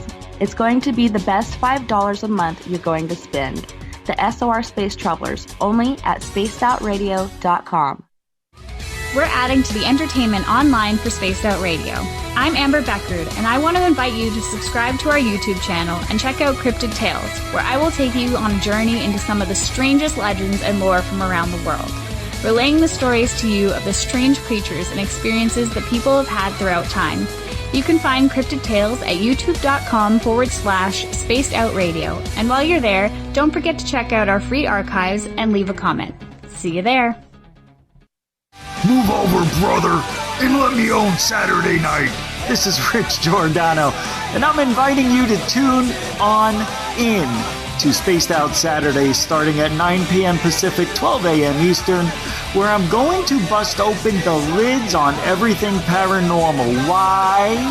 Because we want answers, and I'm the guy who's going to deliver those answers to you. Join the chat rooms, and we'll see you this Saturday. Just be there. No, really. Looking for the stories of the strange and weird that you will find hard to find anywhere else? Check out the SOR Newswire on our website. Our writers, led by Captain Shirk, are scouring the world for the oddest and most bizarre stories we can find. Everything from weird crime to suspenseful and paranormal. We're working hard for you to bring you the most intriguing news of your day. Check out the SOR Newswire at spacedoutradio.com today. Finish off your weekend and kick off your new week with me, Everett Themer, right here on Spaced Out Sundays. I'm going to bring you great guests, a little bit of snark, and plenty of information to think about. But don't worry, there's going to be plenty of woo as well. We are going to hit everything in the paranormal and supernatural, including the odd psychic Sundays. So tune us in on Sunday, 9:06 p.m. Pacific, 12:06 a.m. Eastern, right here at spacedoutradio.com. Coming up this September 21st and 22nd, all UFO eyes will be focused on Toronto for the 4th Annual Alien Cosmic Expo. Come listen to some of the biggest names and experiencers in ufology. Travis Walton, Paul Hellyer, Richard Dolan, Paula Harris, Grant Cameron, Randy Kramer, and Spaced Out Radio's own Dave Scott. Tickets are on sale now at aliencosmicexpo.com. Hello, this is your guitar man, Ron Bumblefoot Thal, and I have to tell you, I love the response I get for Little Brother is Watching from Spaced Out Radio fans. It's amazing how music can inspire and make people think deeper about what's going on in the supernatural world. You can head over to my website, bumblefoot.com, to check out my music, my guitar workshops, my touring, even check out some of the hot sauces that I'm working on. And make sure you keep on listening, because with Spaced Out Radio, you know Little Brother is watching. From the heartlands of Canada to beards around the world, we know how to take care of you. Fill your follicles with the Mighty Moose Beard Oil. All our oils and balms are handmade and 100% natural ingredients because we care about your beard. And hey, use the promo code SOR2019 and get your Mighty Moose Beard Oil today. You can check us out on our website, mightymoosebeard.com.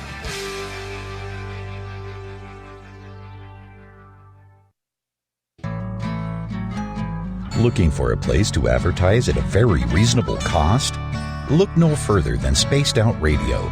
SpacedOutRadio.com has an advertising tab that you can click to check out our daily, weekly, and monthly packages to play on the radio, or our website including social media. From commercial spots to banners, we have it all. Check out our competitive pricing today.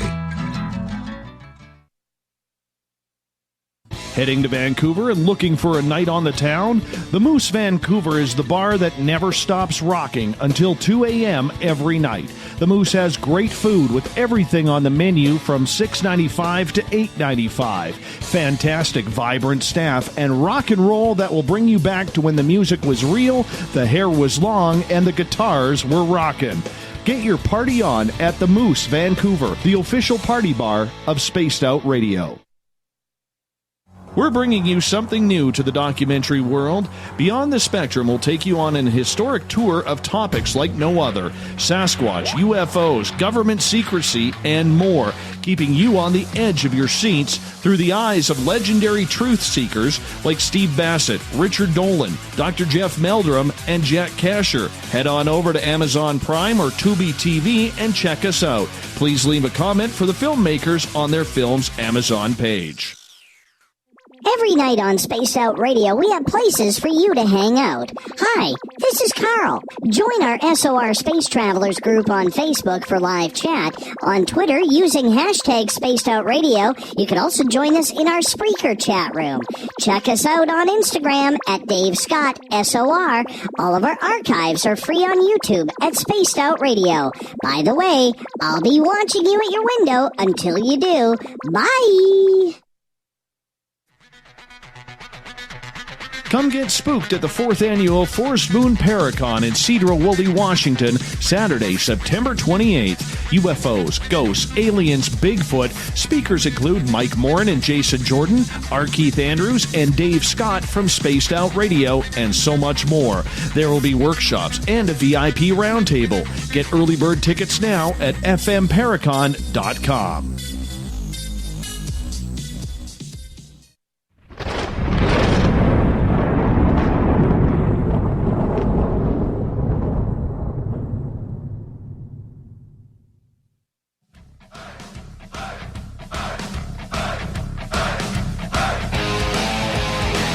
We passed the halfway point of Spaced Out Radio tonight. I am your host, Dave Scott, hanging out with all of you on this Tuesday night, early Wednesday morning. Thank you so much for joining us. I want to remind all of you that if you've missed portions of this show or others, you can always go to our YouTube channel, youtube.com/Spaced Out Radio. Just do me the favor, hit that subscribe button.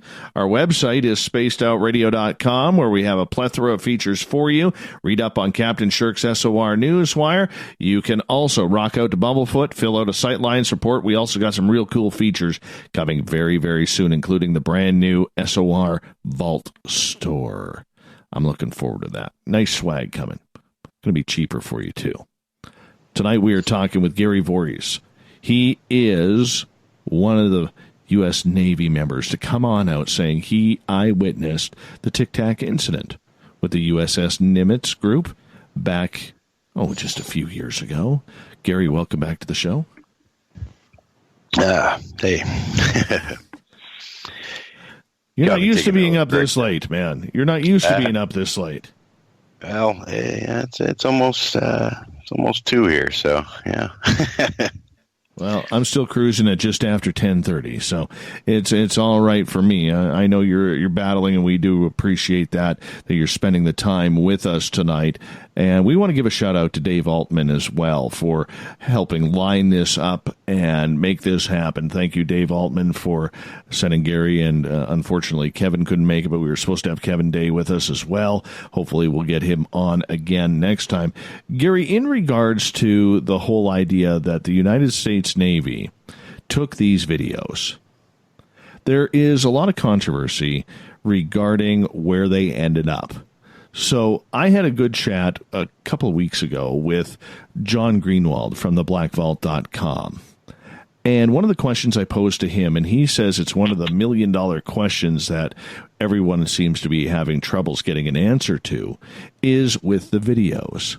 So if you tune into CNN or Fox or in the newspapers or online, all of these videos have the To the Stars Academy logo on it. Yet, if they are United States Navy videos, and the U.S. Navy has very much been public saying they did not release these videos to the TTSA, I realize the law really isn't your issue or your strength or anything like that, because you're more of a tech guy. But does it surprise you that nobody's gone after the TTSA for using the U.S. Navy videos with their logo on it? No, not really. Surprises me that somebody with the credentials of some of the people at the To the Stars Academy are actually able to do what they're doing.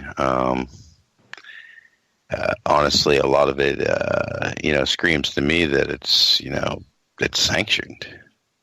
That they want them to do it. So, I mean, if they want them to do it, then why wouldn't they go ahead and just let them throw a logo on it? What does the logo do for them? It doesn't matter to them.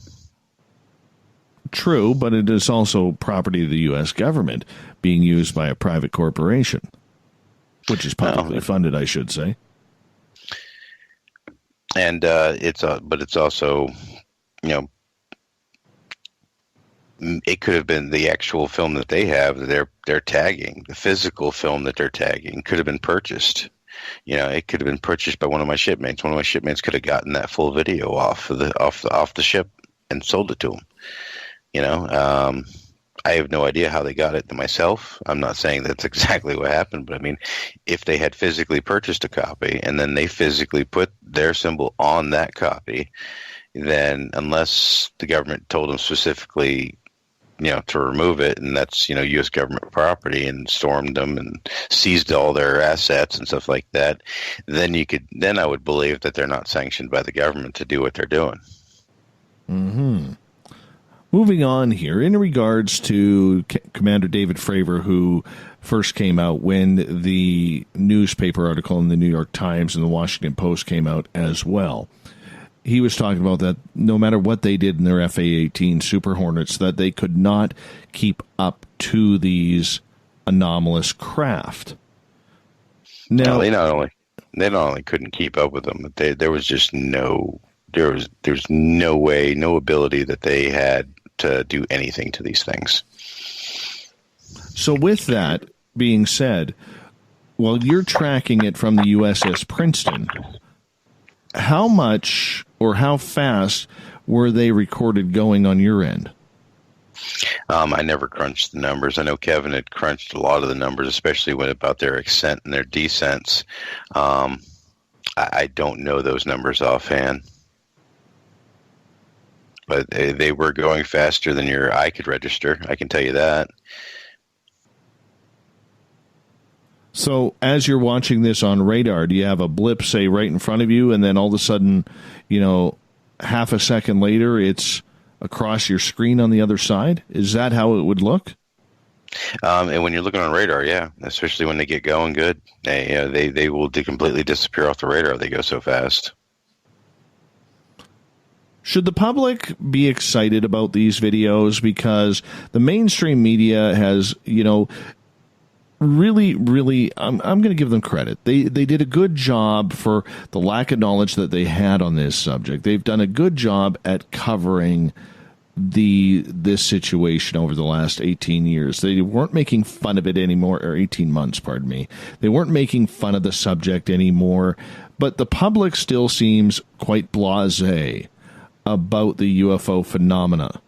What is your opinion on that? Should they have been excited more about these videos being released, or is it just not enough to get the public stirred up?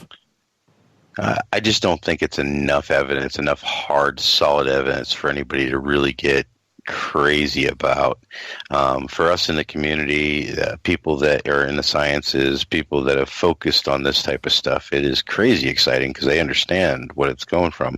But average Joe rolling into his blue-collar job every day, what the hell does he care other than, cool, History Channel had a special on it? Where would you like to see it go? Eventually, I really would love to see full disclosure. I honestly don't think that like I said, I don't think that it would ever happen until actual contact, or until literally somebody, they just land and say, look, we're here. We're not going anywhere. Yeah, we're real. Other than that, I don't believe there will be full disclosure ever. But that's where I really wish it would go. So with that being said, are you surprised that members of the TTSA or members of the government are really trying to segregate UAP or UFOs from any part of extraterrestrial contact? Not sure quite I understand exactly what you're asking with that. Well, what we've seen UAPs. Okay, many people, whether it's Chris Mellon, whether it's Lou Elizondo, whether it's the Pentagon, or anybody like that who has spoken on this topic, they have said these are unidentified aerial phenomena. These are not aliens. Like, they're leaving the aliens part of this conversation on the back burner for right now. They don't want to even deal with it. Let's figure out what the UAPs are. Do you think that's good when most people out there associate UFOs with extraterrestrials?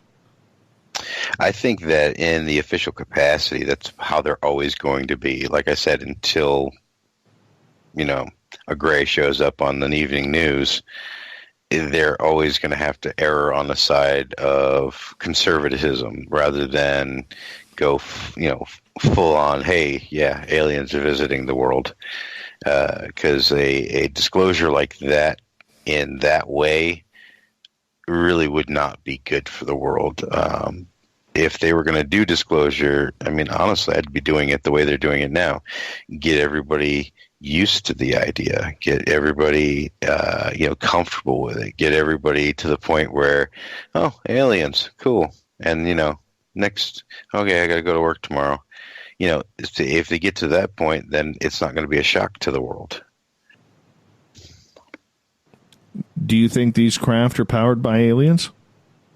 Or at least their tech. Why do you say that?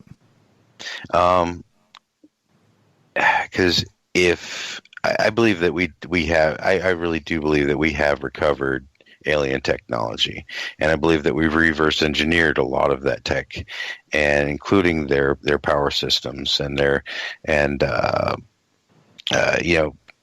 I think that we're actively flying these objects and, our own versions of them at least.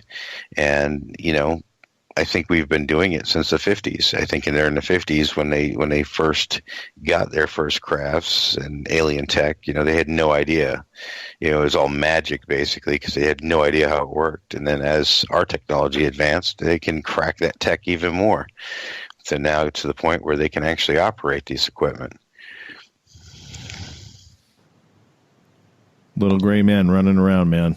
That's what it's all about. It very well could be, too. Gary Vorhiss is our guest tonight on Spaced Out Radio talking about the Nimitz Incident. How did this incident change your life? For a long time, it was always just kind of just a story. Like I said, it's only those people that I considered, that knew me and, maybe some alcohol was involved, the story would come out. But for the most part, I just kept it to myself, except for people that were too close to me.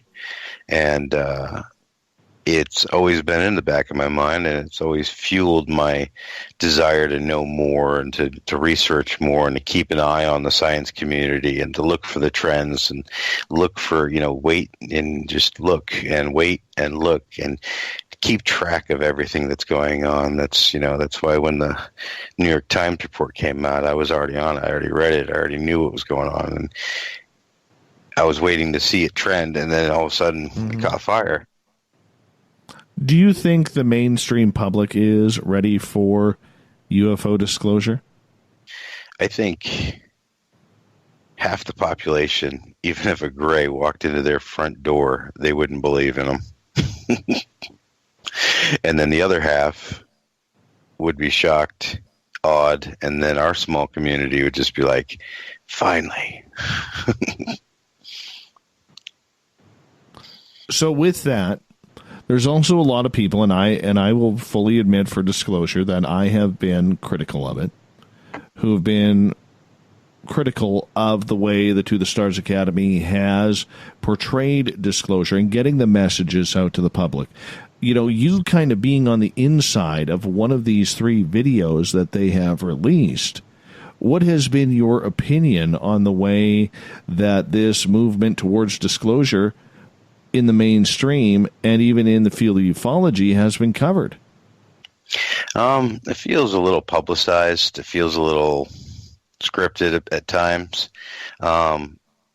To the Stars Academy, like I said, I don't have I wish I had more involvement with them so I would have more information. But, I've had most of the important people in that organization contact me at some point or another and talk with me at some point or another.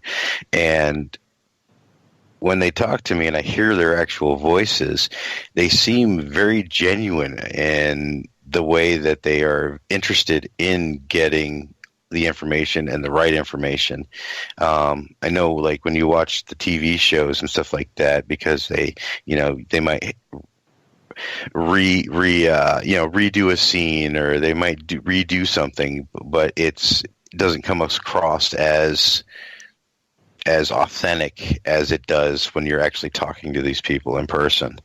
I believe that they have what they say they have in their heart, but I don't know if they're going about it the way I would want to go about it, with the publicity and with the teasers and with the kind of making it look like it's mostly just to make money off of this situation.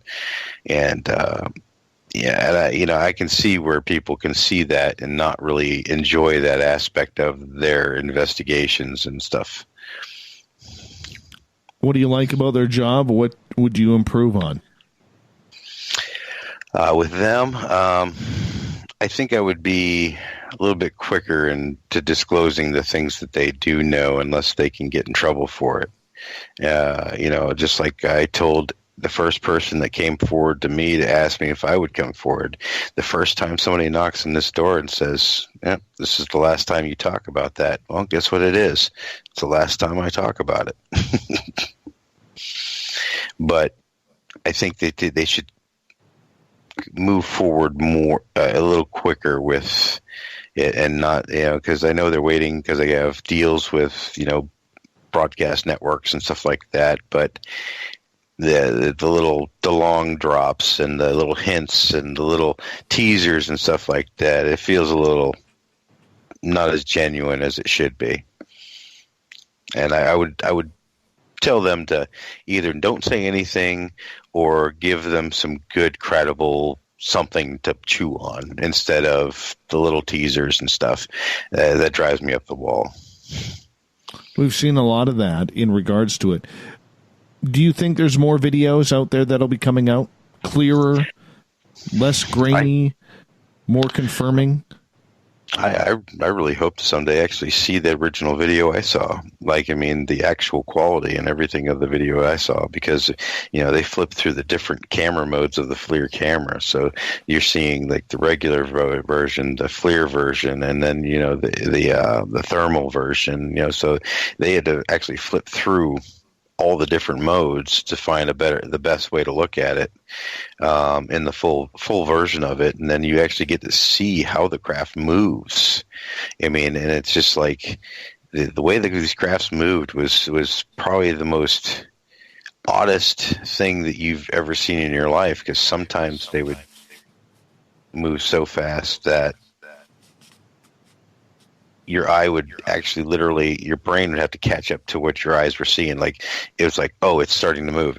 But it's already going, and it never accelerates. It just goes at the speed that it's going at, and that's it. It just goes, if it's going to go fast, it goes crazy fast from A to B.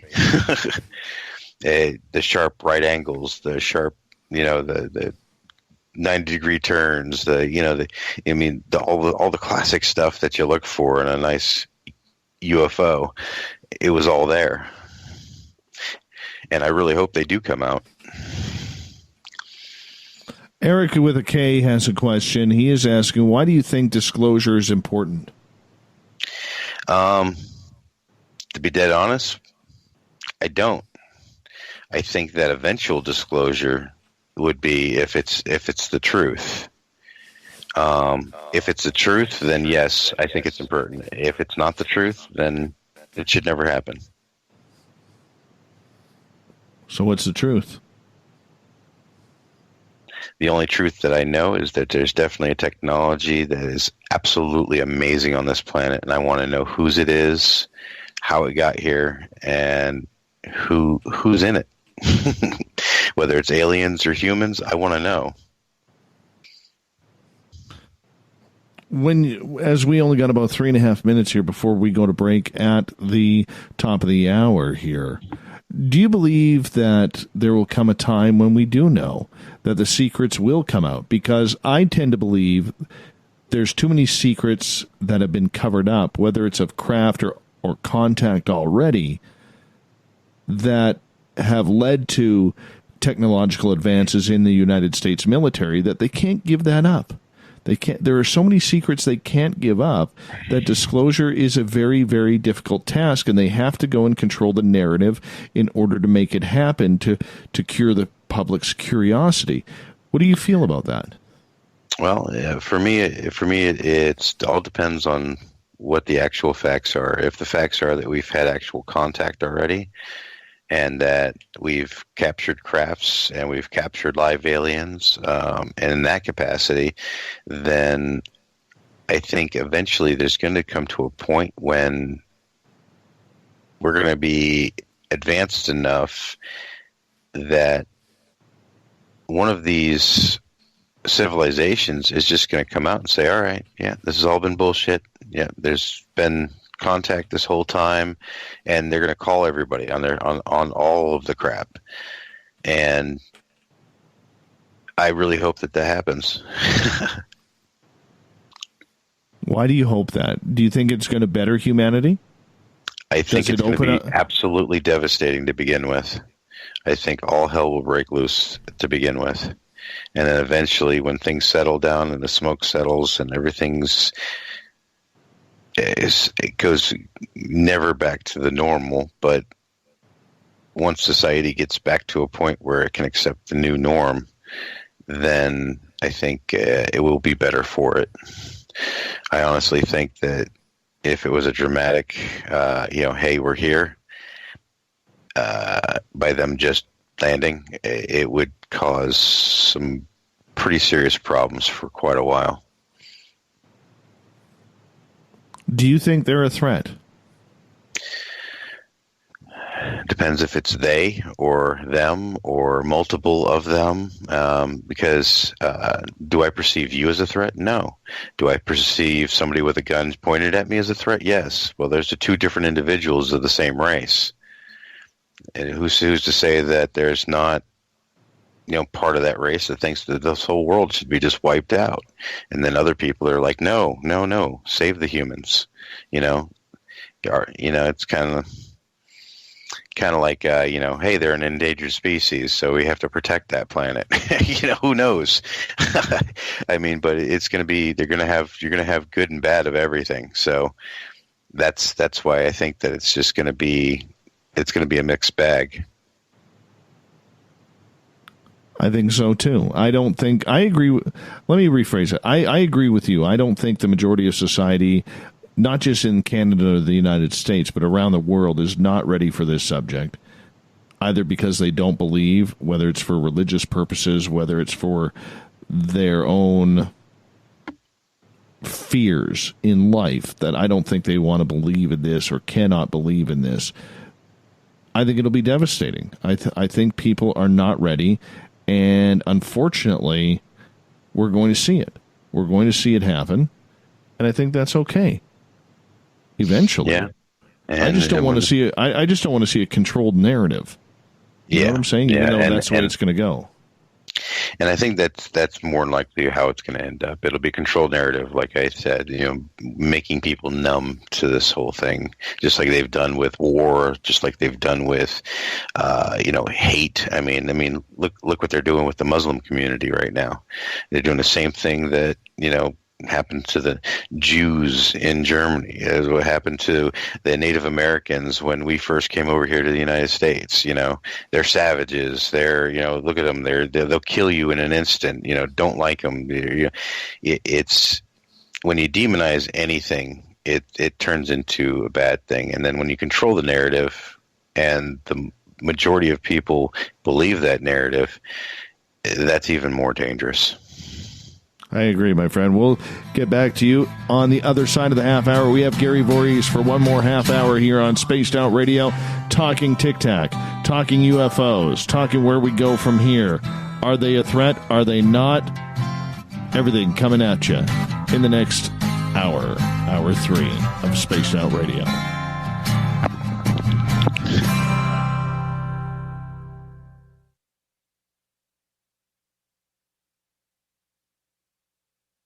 Visit purpleplates.com today. For over 40 years, the Purple Energy Plates have been delivering amazing results for their many customers. Inspired by the great genius Nikola Tesla, the harmony, healing, and energetic effects of the plates have proven over and over to be beneficial and often miraculous to thousands of customers. Check their site for daily specials and choose from their many energy products. You won't be sorry. Visit them today at purpleplates.com. Hello, this is your guitar man, Ron Bumblefoot Thal, and I have to tell you, I love the response I get for Little Brother is Watching from Spaced Out Radio fans. It's amazing how music can inspire and make people think deeper about what's going on in the supernatural world. You can head over to my website, bumblefoot.com, to check out my music, my guitar workshops, my touring, even check out some of the hot sauces that I'm working on. And make sure you keep on listening, because with Spaced Out Radio, you know Little Brother is watching. At spacedoutradio.com, we have a little bit of everything for you to stay up late. So while you're there, check out our SOR Newswire, where our team brings you stories of the weird and strange to the WTF from around the globe. News on Bigfoot, UFOs, paranormal, Darwinian-type crime tales. It's the stories that the mainstream media usually won't touch. Well, we got them all on the SOR Newswire, only at spacedoutradio.com. Coming soon to our website, spacedoutradio.com, is the SOR Space Travelers Club. For just $5 a month, you can get into a private area on our site where you can hang with other listeners in our chat room, post in our forum, and check out a bunch of exclusive content and store that won't be found anywhere else, including a nightly after-show party with Dave. It's going to be the best $5 a month you're going to spend. The SOR Space Travelers, only at spacedoutradio.com. Looking for a place to advertise at a very reasonable cost? Look no further than Spaced Out Radio. SpacedOutRadio.com has an advertising tab that you can click to check out our daily, weekly, and monthly packages to play on the radio, or our website including social media. From commercial spots to banners, we have it all. Check out our competitive pricing today.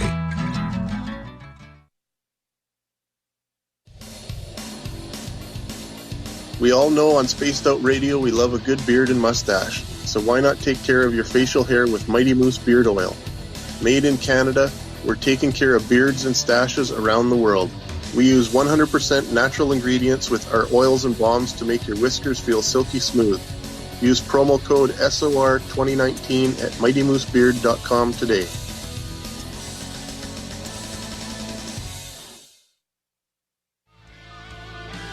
A little bit of science, a little bit of skepticism. Add a dash of snark and you have the makings of Spaced Out Sundays with me, Everett Thiemer. Together we will look into the reality of the paranormal with an open eye and rational thought. Oh, did I mention there'll be plenty of woo as well? Your time spent with Spaced Out Sundays will make the night even better. The chat rooms are open, 9:06 p.m. Pacific, 12:06 a.m. Eastern, right here at spacedoutradio.com. Canada's largest UFO conference is ready to roll in Toronto this September 21st and 22nd at the Alien Cosmic Expo.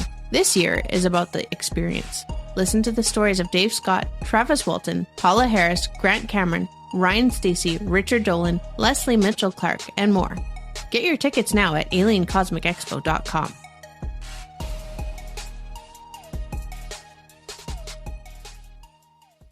Heading to Vancouver and looking for a night on the town? The Moose Vancouver is the bar that never stops rocking until 2 a.m. every night. The Moose has great food with everything on the menu from $6.95 to $8.95. Fantastic, vibrant staff and rock and roll that will bring you back to when the music was real, the hair was long, and the guitars were rocking. Get your party on at the Moose Vancouver, the official party bar of Spaced Out Radio. A timepiece is a reflection of who you are, and what better way to show off the real you than with an Escape watch? Escape is a lifestyle brand accessorizing your days and nights. Choose to escape and create the life of discovery that you deserve. Dream, play, unite with your own personalized Escape watch. Head to escapewatches.com. There is no time like the present to enjoy your escape. Use promo code SMF2017 for your 20% discount today. we're adding to the entertainment online for Spaced Out Radio. I'm Amber Beckrud, and I want to invite you to subscribe to our YouTube channel and check out Cryptid Tales, where I will take you on a journey into some of the strangest legends and lore from around the world, relaying the stories to you of the strange creatures and experiences that people have had throughout time. You can find Cryptid Tales at youtube.com/Spaced Out Radio. And while you're there, don't forget to check out our free archives and leave a comment. See you there. Come get spooked at the 4th Annual Forest Moon Paracon in Cedar Woolley, Washington, Saturday, September 28th. UFOs, ghosts, aliens, Bigfoot. Speakers include Mike Morin and Jason Jordan, R. Keith Andrews, and Dave Scott from Spaced Out Radio, and so much more. There will be workshops and a VIP roundtable. Get early bird tickets now at fmparacon.com. Move over, brother, and let me own Saturday night. This is Rich Giordano, and I'm inviting you to tune on in to Spaced Out Saturdays starting at 9 p.m. Pacific, 12 a.m. Eastern, where I'm going to bust open the lids on everything paranormal. Why? Because we want answers, and I'm the guy who's going to deliver those answers to you. Join the chat rooms, and we'll see you this Saturday. Just be there. No, really. Looking for something new to push your limits? Look Beyond the Spectrum, a new docuseries featuring some of the best researchers in the world when it comes to everything from UFOs, government cover-ups, and Bigfoot in the forest. Truth seekers like Steve Bassett, Dr. Jeff Meldrum, Richard Dolan, as well as others all chip in to bring their knowledge to you. Beyond the Spectrum can be found on Amazon as well as Tubi TV. Tell us what you think on our Amazon page. Every night on Spaced Out Radio, we have places for you to hang out. Hi, this is Carl. Join our SOR Space Travelers group on Facebook for live chat. On Twitter, using hashtag Spaced Out Radio. You can also join us in our Spreaker chat room. Check us out on Instagram at Dave Scott SOR. All of our archives are free on YouTube at Spaced Out Radio. By the way, I'll be watching you at your window until you do. Bye! Would you like to connect with us? Head to spacedoutradio.com for all your latest show info. Now, back to Dave Scott and SOR. Third and final hour of Spaced Out Radio is underway tonight. I am your host, Dave Scott. Thank you so much for joining us. We say hello to everyone on the digital side on Revolution Radio and Kingdom of Nye Radio. Great to have you with us. We are also on terrestrial affiliates KZFX 93.7 FM in Ridgecrest, California, WQEE 99.1 FM in Noonan, Georgia, KDUN AM 1030 in Reedsport, Oregon. Down in Dangerfield, Texas, we're on KDNF AM 1560 and UPRN 107.7 FM in New Orleans. Don't forget, all of our archives are free for you at youtube.com/Spaced Out Radio. Just do me the favor, hit that subscribe button. The Desert Clam has set the password for tonight in the SOR Space Travelers Club. Pull-a-streen. Pull-a-streen is your password. Use it wisely, Space Travelers, as a clam sets a password each and every night right here on Spaced Out Radio. Our website, spacedoutradio.com. We have a plethora of features for you. If you've seen something strange, fill out a Sightlines report. You can always rock out to Bumblefoot, read up on Captain Shirk's SOR Newswire, and we got more features coming very, very soon. For the final time tonight, we introduce Gary Vorhiss. He was a part of the Nimitz group that saw the Tic Tac incident live. He was on the USS Princeton. He has come public with what he saw. Gary, thank you so much for joining us. Hey, no problem. I'm glad to be here.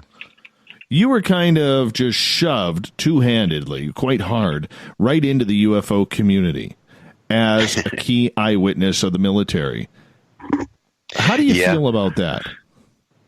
Well, it was a little disconcerting at first because the UFO community in general, you kind of have a lot of different layers to it.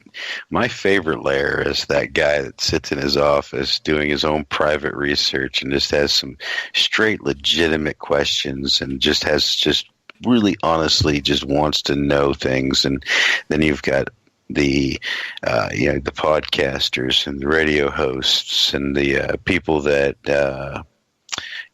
like yourself, that use this as a media platform, and then you've got the for-profit level. And the for-profit level, I could take it or leave it. I don't particularly care too much for the for-profit level, but there's a time and a purpose for all of that too. So you're going to have to take the good with the bad with any type of spotlight. Any type of time you're put out in front of people, you're going to get criticism. You're going to get, you're going to meet jerks. You're going to have people try to exploit you. You're going to have people try to do everything you could possibly think of. Do you feel that you've been treated fairly by the community? I say overall, yes. I've met more good than bad. I believe that even the ones that I don't particularly agree with the way that they may have ran things, I think that they weren't necessarily doing things out of like malice, So ratings, yes, but no malice, no. What about the conferences? You've spoken at a couple now. You've gotten in front of the public, stood up there on stage and told your story about what's happened. How have you, or what has the reaction been for you doing that and coming out as I'm going to call you a whistleblower?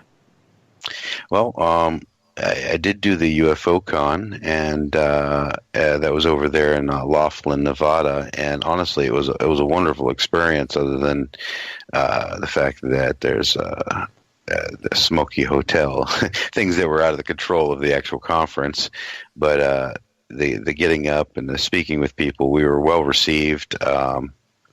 Honestly, we didn't really have a whole lot of criticism at that point. And I still don't receive a ton of criticism. I got a lot of questions, and I got just the stereotypical people that want to be jerks, but I'm not worried about any of them. But the actual experience at the cons was wonderful. Most people were absolutely great, interested in what we had to say, reacted very well to us, and it felt very good to get up and actually talk about it. Do you feel that it's been a weight lifted off your shoulders, being able to be around people who have had their own personal experiences with this? Yeah. It was really, honestly, it was just a weight being able to get together with Kevin Day, PJ, and Jason. Kevin and Jason, we all served together, 16 years ago on the same ship. When all this was going on, it was great to get back together with them and to, meet people like, Lauren and Bob and, the people that ran the UFO con and I got to meet some of the more bigger names, in the industry and stuff like that. And they all seemed to really genuinely care about this situation. So it was pretty nice. In regards to the way people have taken to you in regards to what you have seen and experienced, do you think you have added more credibility to the fact that UFOs/UAPs are real, or do you think you're more confirming what people already know in this community? Well, I think most of the people that actually do any serious research already know in their heart that there's something going on. There's something out there, and they're just wanting to prove it. And so I'm really hoping that I have added credibility to this. And, although I know a lot of people would rather me be a little bit more hardline for the alien presence, but in my heart, I just can't do it. I would love to just say, yes, I think they're all aliens, but I can only talk about what I really know, and maybe in a different platform, a one-on-one thing, somebody wants to ask me about my personal beliefs and what I think it could be. We could get down into some what ifs, but my what ifs are so many. We could sit here for an entire another episode and go through every scenario I've thought of. What's your family say about you coming out about this? My mom was pretty excited about it. My wife supports me. Most of my family is just pretty excited about it. Most of my friends are just like, yeah, I saw you on TV. I'm like, yep, I was on TV. All right, see you later. So it really hadn't been like, never had a situation where anybody's recognized me or anything like that. So it's not been dramatized or, glamorized or anything like that. It's just, I get a phone call out of the blue from Dave saying, hey, got a gig for you. Got somebody that wants to talk to you. Got a radio show that wants you on, or something like that. And it's like, all right, pause my life. Let's go do this. All right, life unpaused. So it's just been something that I've tried to actually make some time for. Has anybody tried to shut you up, either from the U.S. Navy or any of the alphabet agencies? No, not at all. Not received any threats. Haven't been asked not to talk, because if that's the case, I wouldn't be here talking to you right now. And like I said, I've always been honest about that. If I'm ever asked by the government to stop speaking about this, I will. Why would you shut it down? Because what you have to say is kind of important. It may be important, but my family is much more important than any of this. Okay, and, so let me rephrase this then. Are you surprised that nobody has come to shut you up? That I am. I'm surprised that nobody's contacted me about it, other than people that want to know about it. And I'm actually pretty surprised that we didn't all have NDAs. And I even reached out to some of the other guys and said, "Did we sign anything for this?" Because it was a long time ago. And I'm like, "No, we never did." And I'm like, "Yeah, I didn't think so." And then just to double check, and no, we didn't. But to this day, we're all still baffled that none of us had to sign a non-disclosure about it. Going forward here, do you think that you, Kevin, and others are being pioneers for future U.S. Navy or other military outlets for people to come forward in regards to this, maybe with closer encounters? Oh, I'd love to be the catalyst for everybody and anybody in the military that's ever had any type of experience like this to come forward. Matter of fact, I know Kevin and Dave Beatty and we've all been very, very proactive in trying to get more of our shipmates and our fellow soldiers out. And we actually have a lot of people that talk to us in a private group but aren't quite ready for coming out. And they are out there. The stories are out there, and the evidence and the and we've looked into a lot of them, make sure they're at least in the military when they said it, and then stationed where they said they were. And we're doing a little bit of light research on them, but we're not real critical about it. We're not looking to out anybody. I mean, if somebody's there for attention, well, usually the people that are attention getters got the crazy stories. They got the I spent 4 hours on the ship, and then but nobody noticed I was gone from my command. It's just there's no evidence to support it whatsoever. So so we kind of take that stuff with a grain of salt. But well, that brings up a good point, though, in regards to the way everybody around you is surrounded. So you're in maybe some group chats, whether it's on Facebook or other social media type platforms regarding this phenomena. What is holding some of these folks back from coming out and saying what they saw?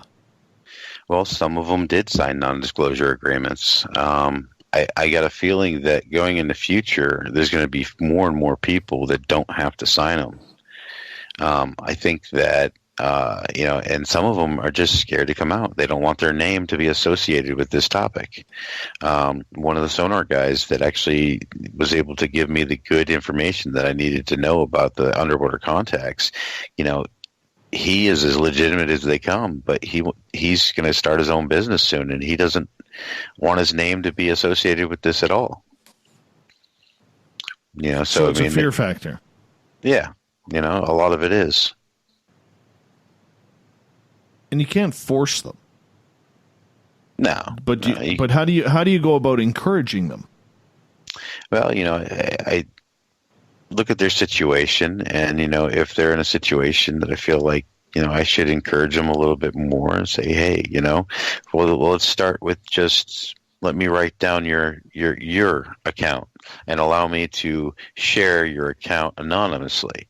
Once I can get them to do that, say I get something quite a little bit wrong, then they might feel that they need to correct that and maybe come out or do stuff. I don't want to trick anybody, but I write everything down the way I think that it's supposed to be and move from there. And then maybe when they see the reaction to what they get anonymously, they might feel comfortable coming out, when they realize that nobody's going to call them weirdo or, of course there's always going to be somebody, but, for the majority of the community, they're going to take them serious.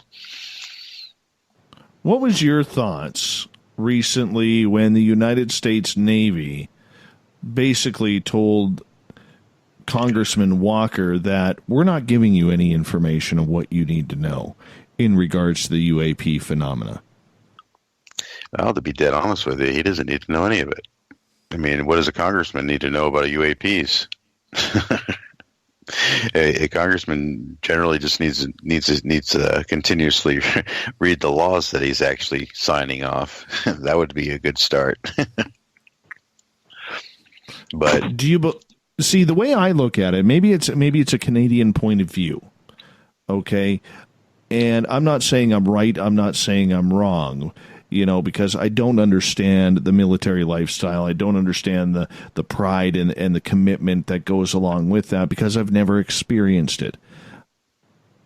The way I look at it, though, is when you have a military branch that is, I'm going to use this term, and I'm probably wrong, going above and beyond what an elected official is inquiring about. To me, any time in a democracy, the military acts more powerful than the people who have been voted in by the people.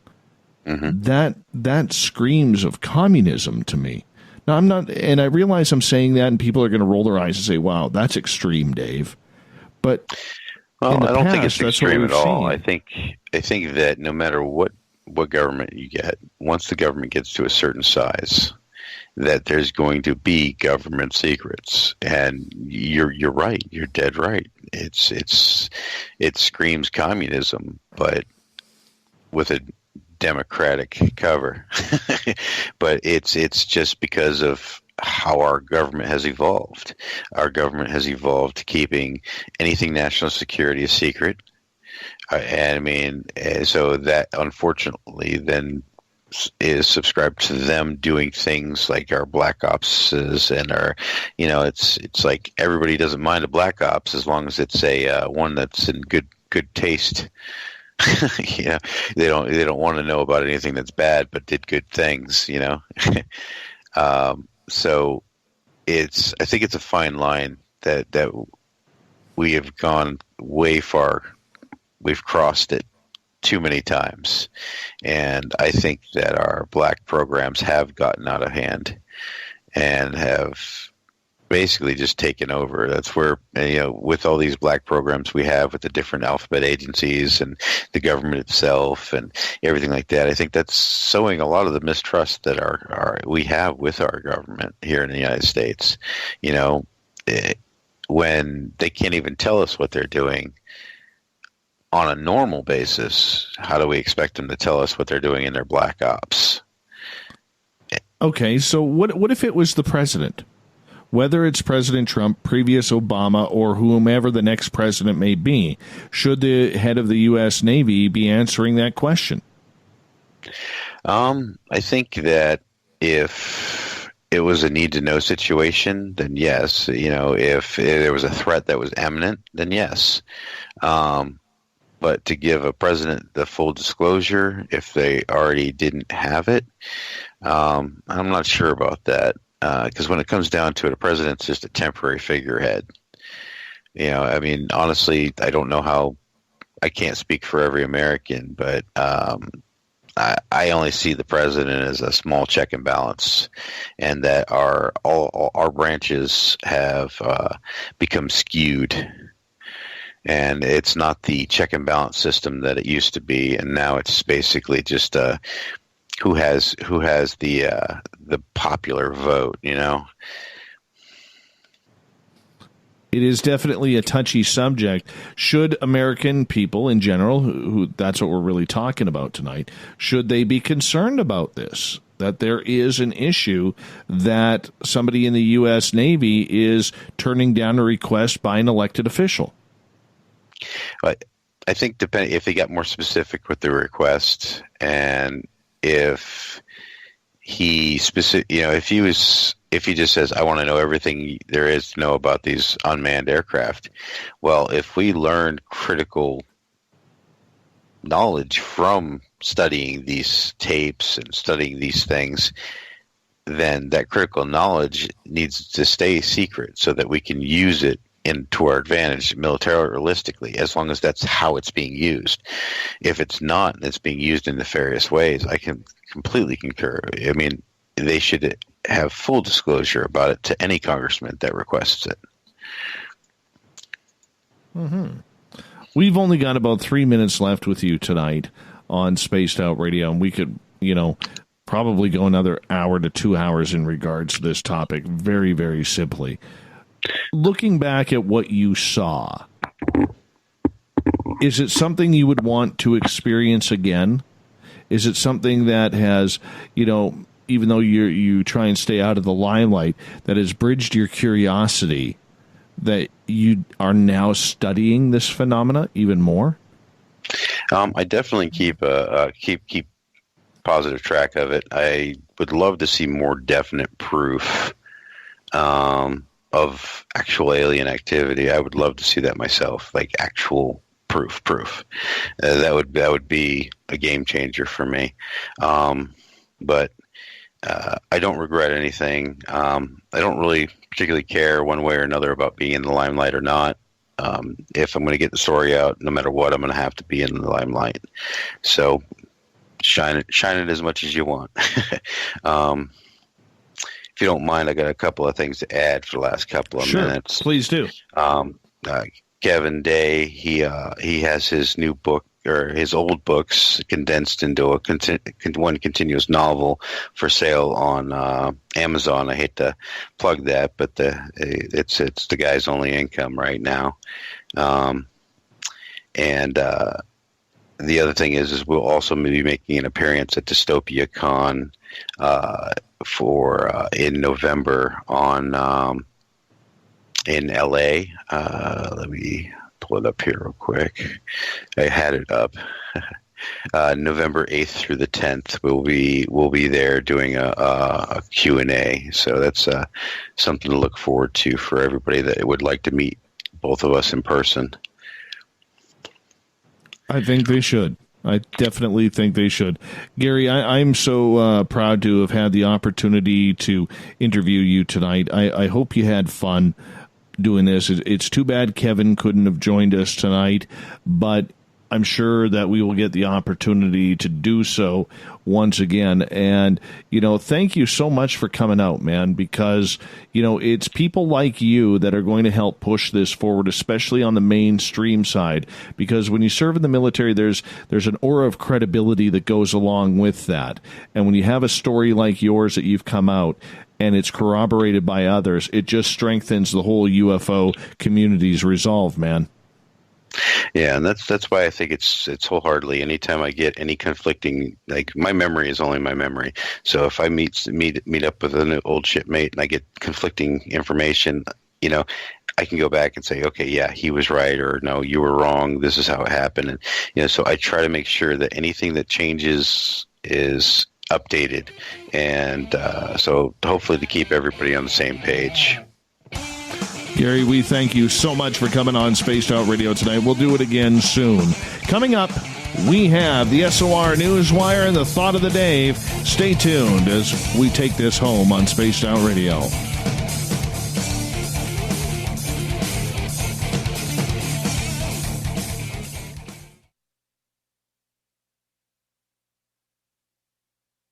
At spacedoutradio.com, we have a little bit of everything for you to stay up late. So while you're there, check out our SOR Newswire, where our team brings you stories of the weird and strange to the WTF from around the globe. News on Bigfoot, UFOs, paranormal, Darwinian-type crime tales. It's the stories that the mainstream media usually won't touch. Well, we got them all on the SOR Newswire, only at spacedoutradio.com. Every night on Spaced Out Radio, we have places for you to hang out. Hi, this is Carl. Join our SOR Space Travelers group on Facebook for live chat. On Twitter, using hashtag Spaced Out Radio. You can also join us in our Spreaker chat room. Check us out on Instagram at Dave Scott SOR. All of our archives are free on YouTube at Spaced Out Radio. By the way, I'll be watching you at your window until you do. Bye! Come get spooked at the 4th Annual Forest Moon Paracon in Cedar-Woolley, Washington, Saturday, September 28th. UFOs, ghosts, aliens, Bigfoot. Speakers include Mike Morin and Jason Jordan, R. Keith Andrews, and Dave Scott from Spaced Out Radio, and so much more. There will be workshops and a VIP roundtable. Get early bird tickets now at fmparacon.com. Move over, brother, and let me own Saturday night. This is Rich Giordano, and I'm inviting you to tune on in to Spaced Out Saturdays starting at 9 p.m. Pacific, 12 a.m. Eastern, where I'm going to bust open the lids on everything paranormal. Why? Because we want answers, and I'm the guy who's going to deliver those answers to you. Join the chat rooms, and we'll see you this Saturday. Just be there. No, really.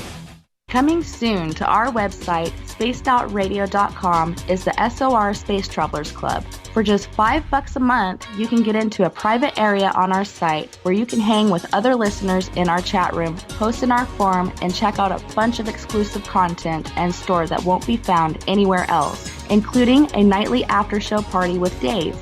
It's going to be the best $5 a month you're going to spend. The SOR Space Travelers, only at spacedoutradio.com.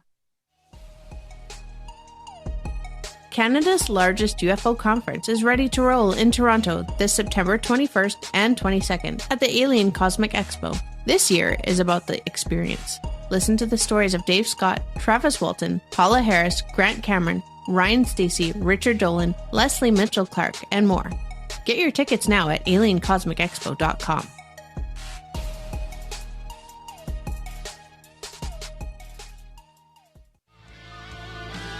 A little bit of science, a little bit of skepticism. Add a dash of snark and you have the makings of Spaced Out Sundays with me, Everett Thiemer. Together we will look into the reality of the paranormal with an open eye and rational thought. Oh, did I mention there'll be plenty of woo as well? Your time spent with Spaced Out Sundays will make the night even better. The chat rooms are open, 9:06 p.m. Pacific, 12:06 a.m. Eastern, right here at spacedoutradio.com. Looking for a place to advertise at a very reasonable cost? Look no further than Spaced Out Radio. SpacedOutRadio.com has an advertising tab that you can click to check out our daily, weekly, and monthly packages to play on the radio, or our website including social media. From commercial spots to banners, we have it all.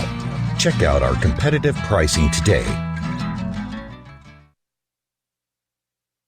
Heading to Vancouver and looking for a night on the town? The Moose Vancouver is the bar that never stops rocking until 2 a.m. every night. The Moose has great food with everything on the menu from $6.95 to $8.95. Fantastic, vibrant staff and rock and roll that will bring you back to when the music was real, the hair was long, and the guitars were rocking. Get your party on at the Moose Vancouver, the official party bar of Spaced Out Radio. Hello, this is your guitar man, Ron Bumblefoot Thal, and I have to tell you, I love the response I get for Little Brother is Watching from Spaced Out Radio fans. It's amazing how music can inspire and make people think deeper about what's going on in the supernatural world. You can head over to my website, BUMBLEFOOT.com, to check out my music, my guitar workshops, my touring, even check out some of the hot sauces that I'm working on. And make sure you keep on listening, because with Spaced Out Radio, you know Little Brother is watching. Visit purpleplates.com today. For over 40 years, the Purple Energy Plates have been delivering amazing results for their many customers. Inspired by the great genius Nikola Tesla, the harmony, healing, and energetic effects of the plates have proven over and over to be beneficial and often miraculous to thousands of customers. Check their site for daily specials and choose from their many energy products. You won't be sorry. Visit them today at purpleplates.com. We're adding to the entertainment online for Spaced Out Radio. I'm Amber Beckrud, and I want to invite you to subscribe to our YouTube channel and check out Cryptid Tales, where I will take you on a journey into some of the strangest legends and lore from around the world, relaying the stories to you of the strange creatures and experiences that people have had throughout time. You can find Cryptid Tales at youtube.com/Spaced Out Radio. And while you're there, don't forget to check out our free archives and leave a comment. See you there. We all know on Spaced Out Radio we love a good beard and mustache, so why not take care of your facial hair with Mighty Moose Beard Oil? Made in Canada, we're taking care of beards and stashes around the world. We use 100% natural ingredients with our oils and balms to make your whiskers feel silky smooth. Use promo code SOR2019 at MightyMooseBeard.com today.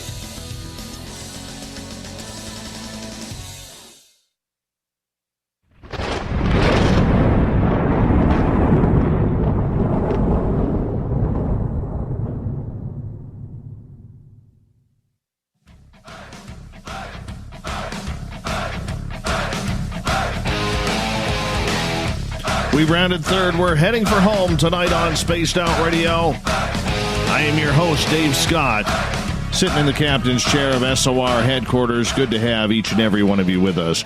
Reminder to all of you that if you've missed most of this show or others, you could go to our free archives at youtube.com/Spaced Out Radio. Just do me the favor, hit that subscribe button. Our website, spacedoutradio.com. We have a plethora of features for you. If you've had a sighting or an experience you can't explain, fill out a Sightlines report. Rock out to Bumblefoot. Soon, we are going to have We Read the Night, our book section, coming on up, where you can purchase books from great authors on our site. And the store is going to open up, the SOR Newswire. We're working on the Space Travelers as well. Lots of good stuff coming at Spaced Out Radio soon. And don't forget, you can read up on Captain Shirk's SOR Newswire, which is updated daily. Speaking of the news, shall we?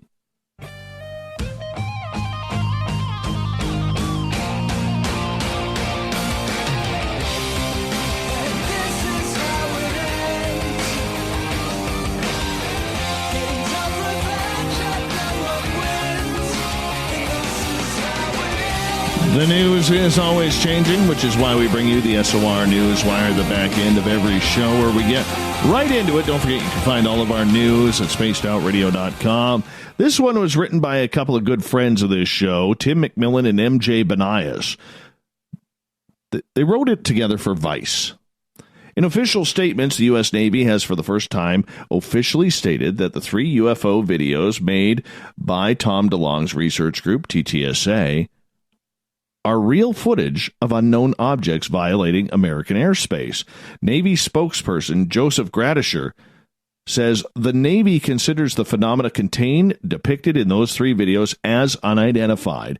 Previously, the Navy never addressed the content of the videos. The terminology here is important. The UFO community is increasingly using the terminology unidentified aerial phenomena to discuss unknown objects in the sky. John Greenwald, author and curator of the Black Vault, the largest civilian archive of declassified government documents, originally reported the news. Greenwald requested the information in August from the Navy regarding the content of the 3 popular videos purportedly to show anomalous aerial objects. In 2017 and again in 2018, 3 videos were taken by Navy pilots from their aircraft made national news. The New York Times ran the story about the pilots who intercepted a strange object off the coast of San Diego, November 14th, 2004. We just talked about that. Yeah. So here's what Greenwald says. I very much expected that when the U.S. military addressed the videos, they would coincide with language we see in official documents that have now been released, and they would label them as drones or balloons. However, they did not. They went on record stating the phenomena depicted in those videos is unidentified. That really made me surprised, intrigued, and excited, motivated to push harder for the truth. Big story here. Big story here in regards to it. You can catch it on Vice. Once again, great authors in Tim McMillan and MJ Benias, so go check it all out. Oh, there's a battle brewing. Yeah, there's a battle brewing. Where? Between the Canadian and American bobsled teams. Oh, yeah. Bobsled Canada not playing very fair right now because 3-time Olympic medalist Kaylee Humphreys, who's won gold for Canada, has been denied by a Calgary, Alberta judge who found the governing body, Bobsleigh Canada, has the discretion to decide whether or not to allow an athlete to compete for another country. Humphreys, who married an American this year and has been living and training in San Diego, California, wants to go for the U.S. bobsled team. Canadian lawyers say no. The lawyer says, we're not giving up the fight and call Bobsleigh Canada's conduct unreasonable and unsportsmanlike. They're going as far as suing the Bobsleigh Canada team for $45 million. Yeah, Humphreys married American bobsledder Travis Armbruster last weekend, and she wants to compete for Team USA now. Under international rules, Humphreys is required the release by September 30th to be able to compete for the U.S. this season, though an appeal is possible. Like, why can't you just compete for Canada? You've always competed for Canada. That's a little traitorous. Don't like when this stuff happens. I mean, this is a lady who has been named Canadian Athlete of the Year. She's won consecutive world championships in 2012, 2013, and again in 2013, 2014. Won back-to-back gold medals in 2010 and 2014. Now, I have no problem with somebody wanting to move to a different country, even get their citizenship. All right? If I had my choice, I'd have a second home in Las Vegas. I would. But representing another country in the Olympics, not a fan of that. You know, stay where you were trained. Didn't like it when Brett Hull did it in hockey. Brian Trottier did it. Don't like when that stuff happens. Nothing against the U.S., but you know what? She can compete in Canada and still be married to her American husband. Happens all the time. All the time. I'm sticking with the pro-Canada one on this one. All right.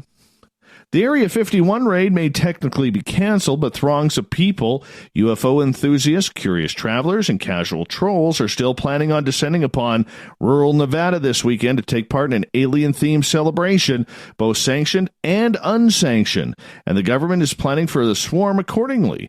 The Federal Aviation Administration is shutting down airspace above Area 51 while nearby parties take place, just in case.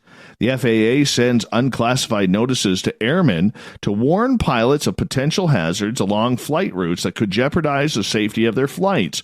Earlier this week, the FAA issued 2 NOTAMs banning all aircraft from flying above the areas south and west of Rachel, Nevada, near the Nevada Test and Training Range, a military training area used by the Air Force. The ban runs from Wednesday, September 18th to Monday, September 23rd. The FAA says the temporary flight restrictions are for special security reasons. No pilots can operate aircraft in the affected areas, the exact coordinates of which are listed in the NOTAMs, except aircraft working in support of the U.S. Defense Department are allowed. The bans are likely a precautionary measure to account for the considerable spike in visitors to the Sleepy Nevada region this week. Over the summer, a college student organized Alien Stock, a viral Facebook event that invited people to raid the classified defense site on September 20th. After more than 2 million RSVPs to the joke event, It drew everyone's attention, including the Air Force, which issued a statement discouraging everyone from attempting to enter the facility. The event's ringleader, Matty Roberts, mercifully called it off last week. Kind of. Yeah, you know people are still going to go there. A man in India recently had a 4-inch horn growth removed from his forehead after it began causing him pain after attempts to trim it by a local barber. The 74-year-old reportedly injured his head about 5 years ago, which at first resulted in a lump. This guy's got a horn on top of his head. Initially, he ignored it as it did not cause any discomfort, but he got the growth cut by the local barber. But when the lump hardened and started growing further, he approached a hospital and a doctor. The doctor said he diagnosed his patient with a sebaceous horn, also referring to in medical cases as a devil's horn. It typically occurs in a sun-exposed area on the face and hands and is made up of a keratin mound, according to a case health report documented in the United States National Library of Medicine, National Institutes of Health. Yeah, the doctor removed the patient's growth with a sterile razor and used a skin graft to close the opening on his head, which has now healed completely. The growth was found to be benign, and he faces treatment in future to prevent regrowth. Yeah, he's not so horny anymore. Did I say that? Guess I did. Oops. All right. A new report claims that the FBI knew the true identity of D.B. Cooper, but says senior executives in James Comey's administration were involved in a scheme to conceal, suppress, and fabricate evidence in a cold case. In November 1971, a nondescript man identifying himself as Dan D.B. Cooper bought a $20 plane ticket for a Northwest Orient flight from Portland to Seattle, later demanding $200,000 in ransom and a parachute in what would become one of the most infamous cold cases of all time, and the only unsolved skyjacking in U.S. history. Cooper would later vanish without a trace, skydiving from the rear of the plane with the cash in hand, and prompted decades of debate and conspiracy over the brazen thief's true identity. An unexpected breakthrough came last year when a cold case expert and author Thomas J. Colbert identified Robert Rackstraw, a military vet with a murky past who died in July at age 75, as the man responsible. Rackstraw, who served in Vietnam, was forced to resign from the Army in 1971, and according to FBI dossiers from 1978, he was extremely bitter over his severance. Indeed, when the Bureau questioned Rackstraw in 1978, he admitted to the arresting agent that he would be fully capable of successfully effecting the Norjack hijacking. According to the FBI document, Rackstraw had written angrily to the military following his honorable discharge in lieu of elimination because of unfitness or unacceptable conduct. Rackstraw wrote, "I can only hope that I will never use the training and education the Army gave me against the Army itself, as it would be a formidable adversary." The newly released files also reveal that Rackstraw had told his sister, Linda Loduca, he was working for a real estate firm in Los Angeles upon his return to the United States.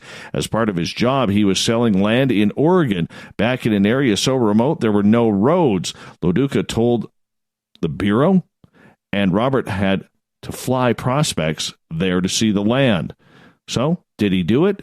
Did he not? Or is this just another case and another trail to the mystery of D.B. Cooper? All right. Not a fan of this.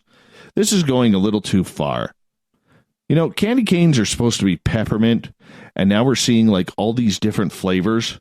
Well, get ready for this Christmas, because, apparently some retailers are already promoted Christmas-themed treats. Archie McPhee, a company known for its odd candy cane flavors and cheeky descriptions, really pushed the boundaries of edible with its newest offerings. How about for the vegans in your life? Kale candy canes. And pizza candy canes for those who aren't. The unusual confections are selling online for $6 a pack of 6. The pizza candy canes offer a little slice of Italian spiced heaven and are allegedly cooked in candy fired over oven over or by Sicilian elves. Oh, there's a little paranormal crypto there for you. As opposed to a wooden fire oven, the website explains. The kale flavor, meanwhile, tastes just like the kale you love. With it, customers can forget about the pesky holiday flavors and embrace their bitter grassiness of your favorite vegetable. Are you kidding me? Kale is terrible. It's terrible. I used to have an iguana that ate kale. It's the only thing kale is good for is reptiles. Anyways, the 2019 flavors add to Archie McPhee's other creations, which include mac and cheese, clam and coal, among other things. No thank you. No kale candy canes at all.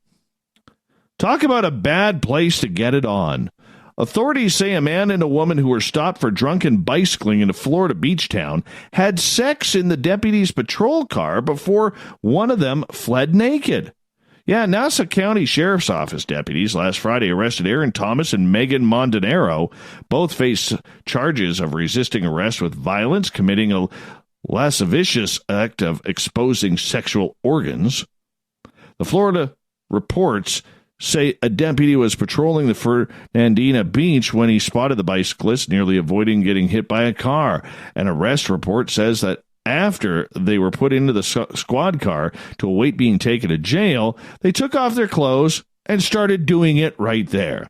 A naked Thomas was removed from the cruiser but fled. He was later captured. Court records show no attorneys for either of them. And finally, unfortunately, this is just for people in Canada. Budweiser Canada is looking for a full-time chief hockey officer, which means they're going to pay you $50,000 Canadian to watch hockey on a one-year contract, one-season contract, between October 1st of 2019 and April 30th of 2020. You must be a Canadian resident. You must be 21 plus years of age, pass a criminal background check, have a valid passport, 25% travel time required for the position. Application windows start today. Close September 25th. There will be a grading scorecard for selected, shortlisted, and winning candidates. The panel of interviewers will consist of Budweiser Canada and partners. Selection criteria includes demonstrating clear passion, fandom for your team, creativity in a video submission, showcasing how hockey brings you and your friends together, experience working in a hockey A+, but not mandatory. Oh, Budweiser, you have it so right. You have it so right. The good old hockey game. Stompin' Tom would be happy for that. Thought of the Dave happens every night at this time, where we ask a question on our Facebook and Twitter pages, then read your responses on the air, because we love the audience participation around here. Today's Thought of the Dave is as follows. How much do you really think the U.S. government knows about UFOs? Barry Taff. The government itself, little if anything more than the public knows. A certain faction of the intelligence community probably knows a great deal. You know what? That was yesterday's. Hold on. Here I thought I set up today's. That was yesterday's. Okay, here we go. Here we go. Thought of the Dave. Let's clean up that error. What do you think happened during the UFO Nimitz encounter? All right, Tina goes on to say, I really think they can toy with us. It's ha ha ha ha ha. Catch me if you can. Tony, I hear there are more profound revelations coming very soon. Richard, my opinion is what was encountered were replica ET craft and set out to test their ability amongst other things. This would be black bag stuff, as these pilots would have no idea they were chasing or even looking at. This is why these jets were sent unarmed. Tim, can't say with no context, no intro or beginning. Anything can be hoaxed. The provenance source of it doesn't help. It's like a car full of drugs. No one owns up to it. Brian, they did the ballroom blitz. Blitz, blitz, ballroom blitz. It's just the way it goes. Michelle, an encounter with objects from elsewhere and definitely not man-made. Okay.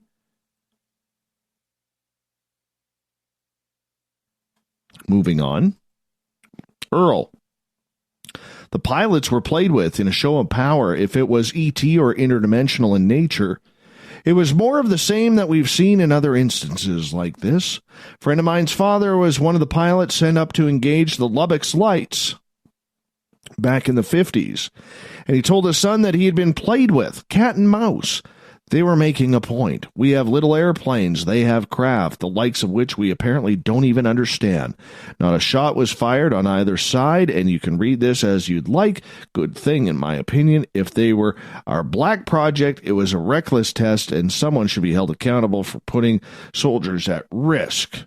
Earl goes on to say, I think it was likely extra-dimensional or interstellar in nature, but it is possible that it is your tax dollars at work. Ben Rich of Skunkworks fame did say something to the effect that we have the technology to take ET home, but the public will never hear of it as it's all locked up in black programs. So it could be ours, but one has to ask, how do we manage to bootstrap ourselves so far beyond the effects of Newtonian physics? It's all very interesting. Thank you, everybody, for participating in the Thought of the Day. We will get to more of your requests tomorrow on Twitter and Facebook when we do it all again. We want to thank Gary Vorhiss for coming on into the show tonight. Apologize that Kevin Day couldn't make it as well. So does Dave Altman. Dave, thank you so much for lining up Gary for us to talk about the Nimitz encounter. We learned a lot tonight. Gary's a good guy. You can tell he's pretty honest. So, you know what? Give him a break. Listen to what he says. Guy's a true experiencer and whistleblower. And we say thank you to Captain Shirk for getting all of our news together for the SOR Newswire. Remember, you can find all of the news, which is updated daily by the captain, at spacedoutradio.com. So make sure you go check it on out, will you? Definitely worth it.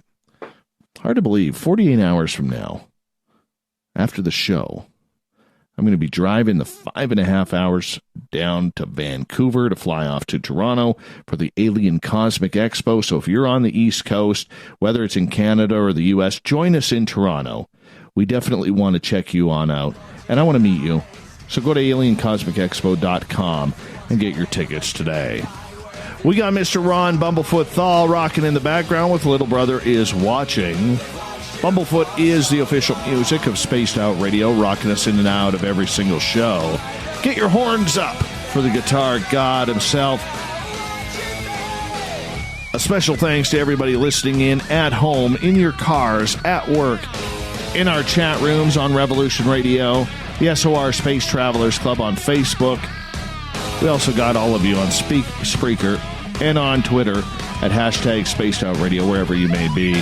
Remember, this show is copyright by Spaced Out Radio and SOR Media Ventures. Hey, I want to say a big thank you to all of you. Thanks for sharing your evening with me, hanging on out, chatting with our friends, or just you and me. It's all good, because together, my friends, make a mistake, we're watching. We own the night. Mr. Bumblefoot, we need a favor. We need you to take us home.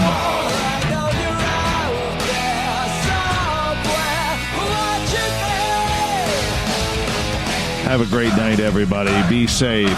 We'll do it all again in 21 hours from now. Appreciate your time. Horns up. See you tomorrow.